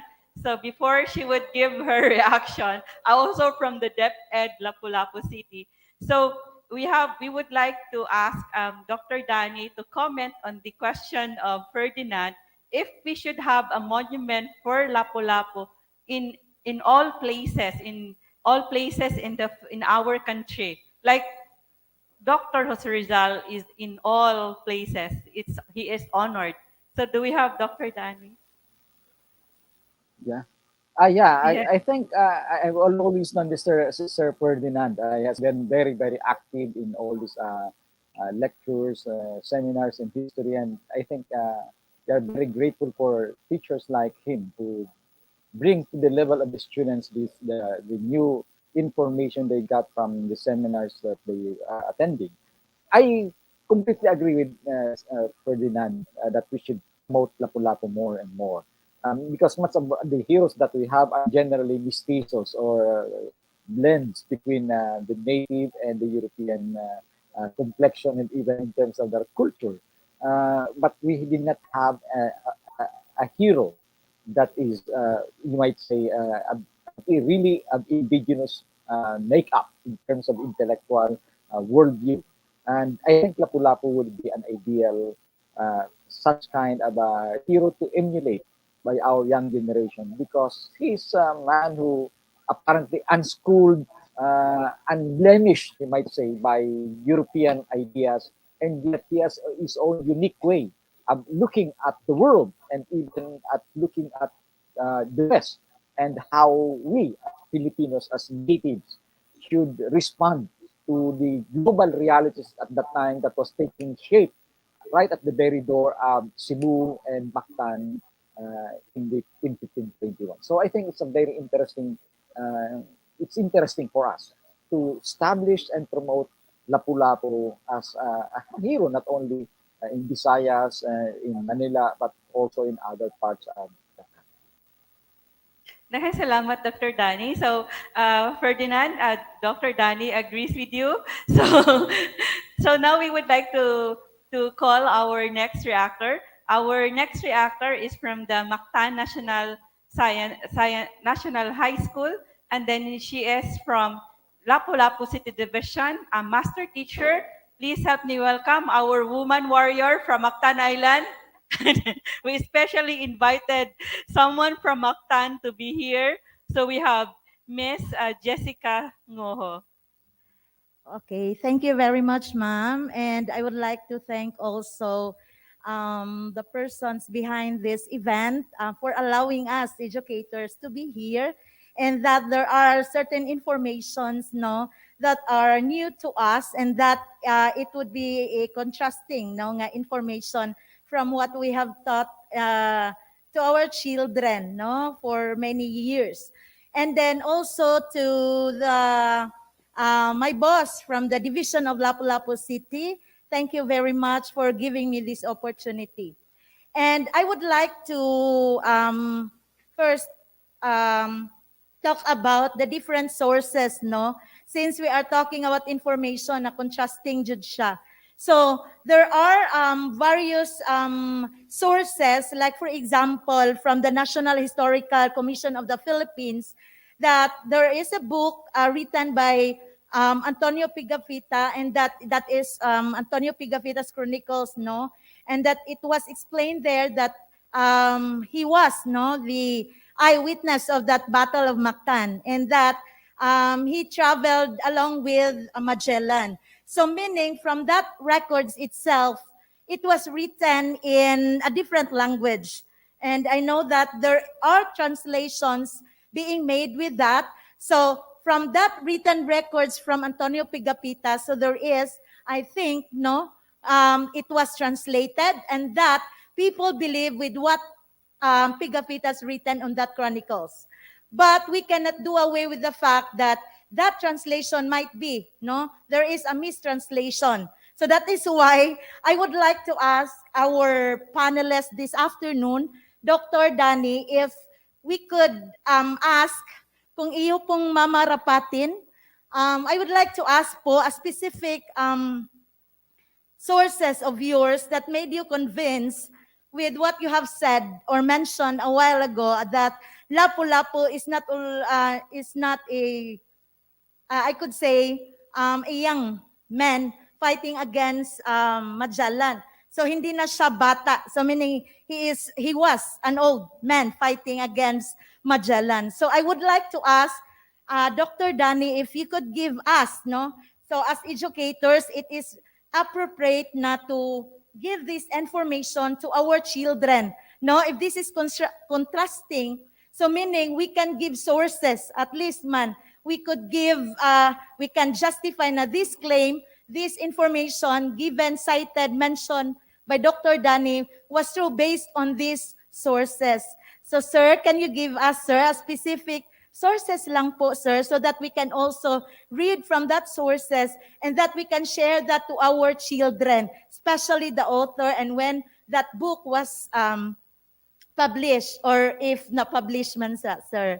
So thank you very much. Thank you again for this opportunity. Daghang salamat to our DepEd teacher, Jessica. And of course, DepEd Region 7 has been our partner in our events like essay writing contest, extemporaneous speech contest, and impromptu speech contest. And they have been in our events, in some of our events. So we thank the Department of Education for partnering with us. So Dr. Danny, so our woman warrior Jessica from Mactan Island request for the specific source for that account regarding the description of Lapulapu as an old man. Yeah, thank you, Jessica. Thank you for the question. It's Gaspar Correa who described that, and in fact, when I first released that in the book, there are a number of historians who, of course, did not accept that. In fact, they challenged that. One, in fact, even asked a certain Portuguese historian because he claimed that my translation probably of the original Portuguese text was wrong, because we did not do that. For a long time, we always knew Lapulapu as a young warrior, but here I come, telling the world, telling the readers that Lapulapu was actually 60 or 70 years old at the time of the Magellan arrival. So when I consulted a Portuguese historian, an expert, of course, on the 16th century language, he concurred completely with my translation, said your translation is precise and even dissents, because one historian here in the Philippines, in fact, even claimed that probably the context of the sentence of Gaspar Correa was actually, I misunderstood the context. But the Portuguese historian said, no, it's completely true, completely precise. Your claim, your translation that Lapulapu was an old man. So sometimes also that's the reality also of in history, Agripina, that and Jessica, that there is also, in a way, you might say, politics even among historians. They would not easily accept your idea, because probably it's also a will on my part. It became a part of our history, and if I topple down established belief in our historical narrative. But then I already said that it's Gaspar Correa who raised that. But which one is better, the traditional one or the new information that we got? As a historian, I would rely on what is historical and what is written, because I can examine it, I can analyze whether it's true or not, and who gave that or not. Unlike in the narrative folk story, as Agripina earlier said, the question is, where did it come from? Who made that story? You cannot check them. So you are in a state of limbo in terms of historical narrative. Unlike whether it may be wrong or it may be written by, you might doubt the writer of that particular account, at least you know who wrote it, and you can probably look at it in the context of his own time and understand why he wrote that particular perspective. Unlike in an oral account, when you cannot really situate it, you don't know who made it, you don't know where it came from, you don't know how it circulated. So you are in a state of limbo in terms of verifying the veracity of that particular thing. So, Dr. Danny, I would go now to our question regarding our title. Did Lapu-Lapu love Bulakna? Lapu-Lapu loves Bulakna. Fact or bluff? What's your answer to that question? Before you answer that, it would be in your closing statement. You would have now a trivia quiz with prizes to our remaining online participants and to our participants on site. So now, get ready with those online get ready with your fingers to type fast. Our second question would be for the online audience. We have now more participants at the. I think I'm not sure if this is there are more interactions from the National Quincentennial Committee page. This is the first time that there are not much comments from the Palmgrass the Cebu Heritage Hotel page. They are so quiet. The audience at the Palmgrass the Cebu Heritage Hotel became they are dumbfounded. They couldn't speak. They couldn't comment. We have more reactions and comments from the National Quincentennial Committee page. So get ready. So first, our first question is for those on site. So for the one who would like to answer the question, after you would show the question when I would say I would read it. So before when you would answer the question, if you would like to answer the question, you would raise your hand. So the one who would win this this prize would have a food for heroes dish, a gisadong nukos ni Lapu-Lapu, or you can choose another seafood dish if you don't want it. So the the question is, so the dish is named in honor of Lapu-Lapu because our heritage team that made the names of our dishes, they said that during the Battle of Mactan, the enemies were gigisa. So that's why they said that the name of this dish, the gisadong nukos, is in honor of Lapu-Lapu. So anyway, those were the she was actually an English literature graduate of the University of San Carlos and also a daughter of another history writer, Emil Simbaste. And she was the one who suggested that the name of this dish is Gisadong Nukos ni Lapu-Lapu. And so this is the question. What is the name of the Lapu-Lapu in the Tausug oral tradition? Who would like to answer? Raise your hand. So the first one to raise his or her hand would the first one to go to the what is the name of Lapu-Lapu in the Tausug oral tradition? If no one would like to answer, we will give this to the online audience, and you would be able to avail this when you come to Palmgrass. The ones on the National Quincentennial Committee page. This was mentioned by Professor Darwin Absari, the name of Lapu-Lapu in Tausug oral tradition. No one took note. So we have Ferdinand. So please go to our microphone and to answer the question, what is the name of Lapu-Lapu in Tausug oral tradition? So according to Professor Darwin, his mother was the one telling him stories about Lapu-Lapu. So we have Ferdinand to answer the question. 𝘿𝙖𝙧𝙬𝙤. So did you show him? Congratulations! You win a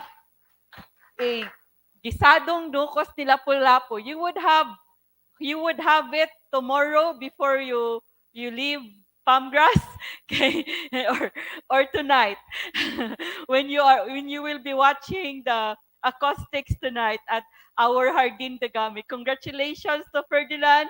So daghang salamat for listening properly to our panelists. So the next question is for our online audience, and this is for those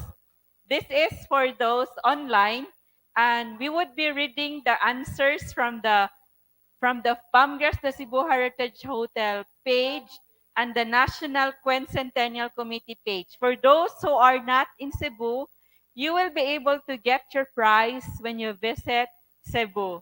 So you'll have something to look forward to. And the prize for this is from Palmgrass Alima Native Massage. It's the Hilot Binisaya. It's a traditional way of massage of the Bisaya. We learned this, our therapist learned this from our healer, our tambalan that we invited here. The next question, according to Pigafetta, how many soldiers fought in the Battle of Mactan? So you would be able to win a hilot binisaya. According to Pigafetta, how many fought in the Battle of Mactan? So does anyone at the NQC, the National Quincentennial Committee page, do you want to answer? Does anyone has an answer at the Palmgrass page? Does anyone want to answer? If no one wants to answer at the comment section, how many Spanish soldiers fought in the Battle of Mactan? We would like to ask, may we ask from our audience here on site if this is 1,500 is the number of Pigafetta of the warriors, of the native warriors. Wow. So we have an answer. So congratulations to Giovanni Kif Matuntong Putong. You got the correct answer. So actually, there were 60, but only 49 fought actually who disembarked, alighted, and fought against the natives. There were only 49 who actually fought, but there were 60 of them in all. So we can still accept 60. So congratulations, Giovanni. May we take note of our winner, Giovanni Kif Matuntong. Giovanni Kif Putong. It's a very long name. Congratulations, Giovanni. You are from Davao. So when we will list down your name, because when you come to Cebu in the future, you would be able to claim your prize. Daghang salamat for your interaction in this. Our final question, the ones who answered already will no longer be able to, no longer qualify for this third question. And the third question, the price of this is a soak and chill. You can chill for 5 hours in a room for hero at Palmgrass, and you will also be able to soak at our saltwater dipping pool. So Ferdinand no longer is qualified because he has already answered, and our next as a Giovanni does not qualify because you already answered, and also our third question is the final question for our trivia quiz this afternoon. We have this question. Which part? May we show the question? Which part of Magellan's body? This is according to Pigafetta. Not according to 𝘿𝙖𝙣𝙤𝙤, ha? Which part of Magellan's body was hit by the native warriors' weapons? Which part? So this was mentioned in our video. We read the account of Pigafetta of how Magellan was hit. It was of course the weapons of the natives were poisoned. According also to Dr. Rolando Burinaga, the weapons of the natives of Cebu in the Visayas had poisons in them, and even the bladed weapons. And so where was Magellan hit? So there were weapons like, I would mention some weapons, cutlass, spears, arrows, poisoned arrows, spears. So where was he hit?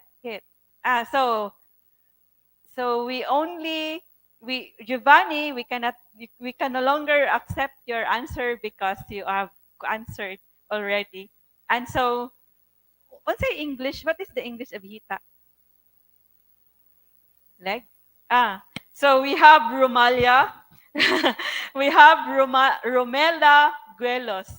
Congratulations, Romela.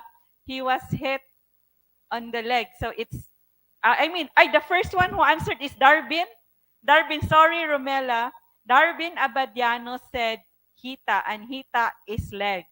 So he was hit by a cutlass on his leg, and he was hit with a spear or an arrow on his arm.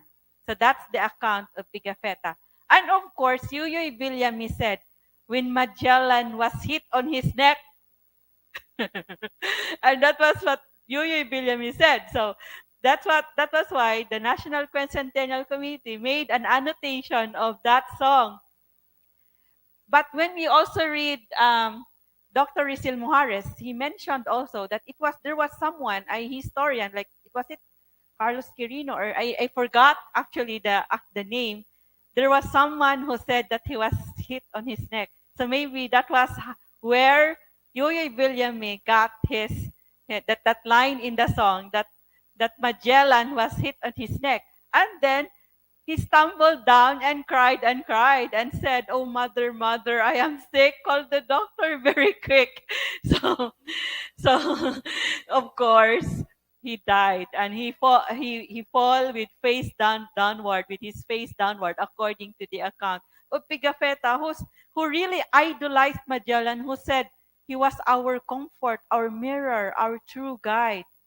Yes, Magellan was idolized by the chronicler, by the scribe Pigafetta. So congratulations, Darwin Abadiano. You win a soak and shell. You can chill at a room for hero at Palmgrass, and you will be able to soak at our saltwater dipping pool at Hardin Dagami. So we would like to, daghang salamat everyone. Thank you for joining us, and we would like to invite you in our next event. And of course, tomorrow we should remember that Humabon and Tupas massacred the invaders, and they also destroyed the cross. So that cross there at the Magellan's Cross is no longer the cross, because the natives destroyed that cross that was planted by Magellan. So we also invite you to join us in our Mother's Day celebration, 𝘿𝙖𝙣𝙤𝙤, on May 8th. We also have this treat for those who would vote. So please go out and vote. Exercise your right to vote on May 9, 2022. And if you come to Palmgrass with your indelible ink, you get a free Kagawasan cupcake. We have cupcakes designed with the colors of the Philippine flag, and then you get a free cupcake with a minimum purchase of 200 pesos. So come to Palmgrass after you vote, and make sure to be inspired by the values of our heroes, of selflessness, of courage, of always thinking of the welfare of the people when we vote. And on May 14, join us again in our discussion, in our exciting conversation on motherhood, single motherhood in Visayan history. And of course, the situation now of single mothers with this title, Mas Lami ang Single Mom. Masing lami ang single mom? Question mark? Exclamation point. Point. O sa ganina in Tagalog or English, is the single mom more yummy? Is it good to be a single mom? And then they said hot mama ko no, ang single mom. So this is actually, we would discuss how was motherhood since pre-colonial times and the situation of single mothers right now, because usually when we say Happy Mother's Day or even Happy Father's Day, we don't consider that there are many single mothers out there whom we should also celebrate. And on May 8, this was supposedly a discussion last December about the Teatro Junquera, and then so we would have the Visayan theater luminaries discussing about the 500 years or 501 years or more than 500 years of the stories and performances in the Visayas. So that would be on May 28. So now we would like to call our remaining panelists who is still with us, Dr. Danny Hirona. So we would like to get his closing statement and to answer the question, did Lapulapu loves Bulakna, fact or bluff? What's your answer, Dr. Danny? Yeah, I think it's very difficult to really identify whether it was Bulakna, Bulaklak, Bulak, or whatever. But I think the main point there, as historical information would tell us, is Lapulapu was an ordinary man, just man like us, got married, fell in love. Whether it, as I said, whether the name of that we don't really know, but what matters is the existential reality of Lapulapu, that he was a man, lived among us, aspired for a good life, and probably that's one of the reasons why he fought against the Spaniards. So in the long run, historical personalities, no matter how great they are still human beings like us. Daghang salamat, Thank you very Dr. much. Danny. We're so happy that you are with us and you are able to enlighten us and discuss with us about your studies and research about this very important historical figure in Philippines, in our national history, an inspiring hero, a warrior, a leader, a general of war. Daghang salamat, and we hope to see you again. So there is an exciting story also of Dr. Danny that he told us about witchcraft in Cebu, about the witches that killed Spaniards in the accounts that he saw in Spain. Watch out for that story in the future. Dr. Danny, we're so happy. Our audience is so happy and thankful to you for sharing with us your research and your insights about the 501 years of the Battle of Mactan. Daghang salamat and see you again next time. So we also thank our audience, our our panelists, Professor Darwin Absari. We thank Dr. Zona Saniel Amper, our resource persons in our video, Dr. George Emmanuel Borinaga. He has actually a 1 hour interview. You only got a few minutes of it. That video was 5 minutes. I mean, 6 minutes only, and then we got an interview of 1 hour for Dr. George, and then but then we may be able to discuss his insights in the future. And we thank our partners, the National Historical Commission in the Philippines, the National Quincentennial Committee, the Culture, Arts, and Design Association of the Philippines Foundation, the Cebu Normal University Social Science Society, Museo Sugbo, the Central Visayas Association of Museums, the 𝘿𝙖𝙧𝙤𝙤 Center, the University of San Carlos Department of Anthropology, Sociology, and History, the of Department of Education, Lapulapu City Division, and so on 2020. And we see you again in our next events, and we invite you to once again watch this video of the Lapulapu Myths and Legends by Panelists sa Cebu Heritage Hotel, created by Social Communications Asia. Malipayong pagsaulog sa 5 ug usa ka tuig nga kadaugan sa Mactan.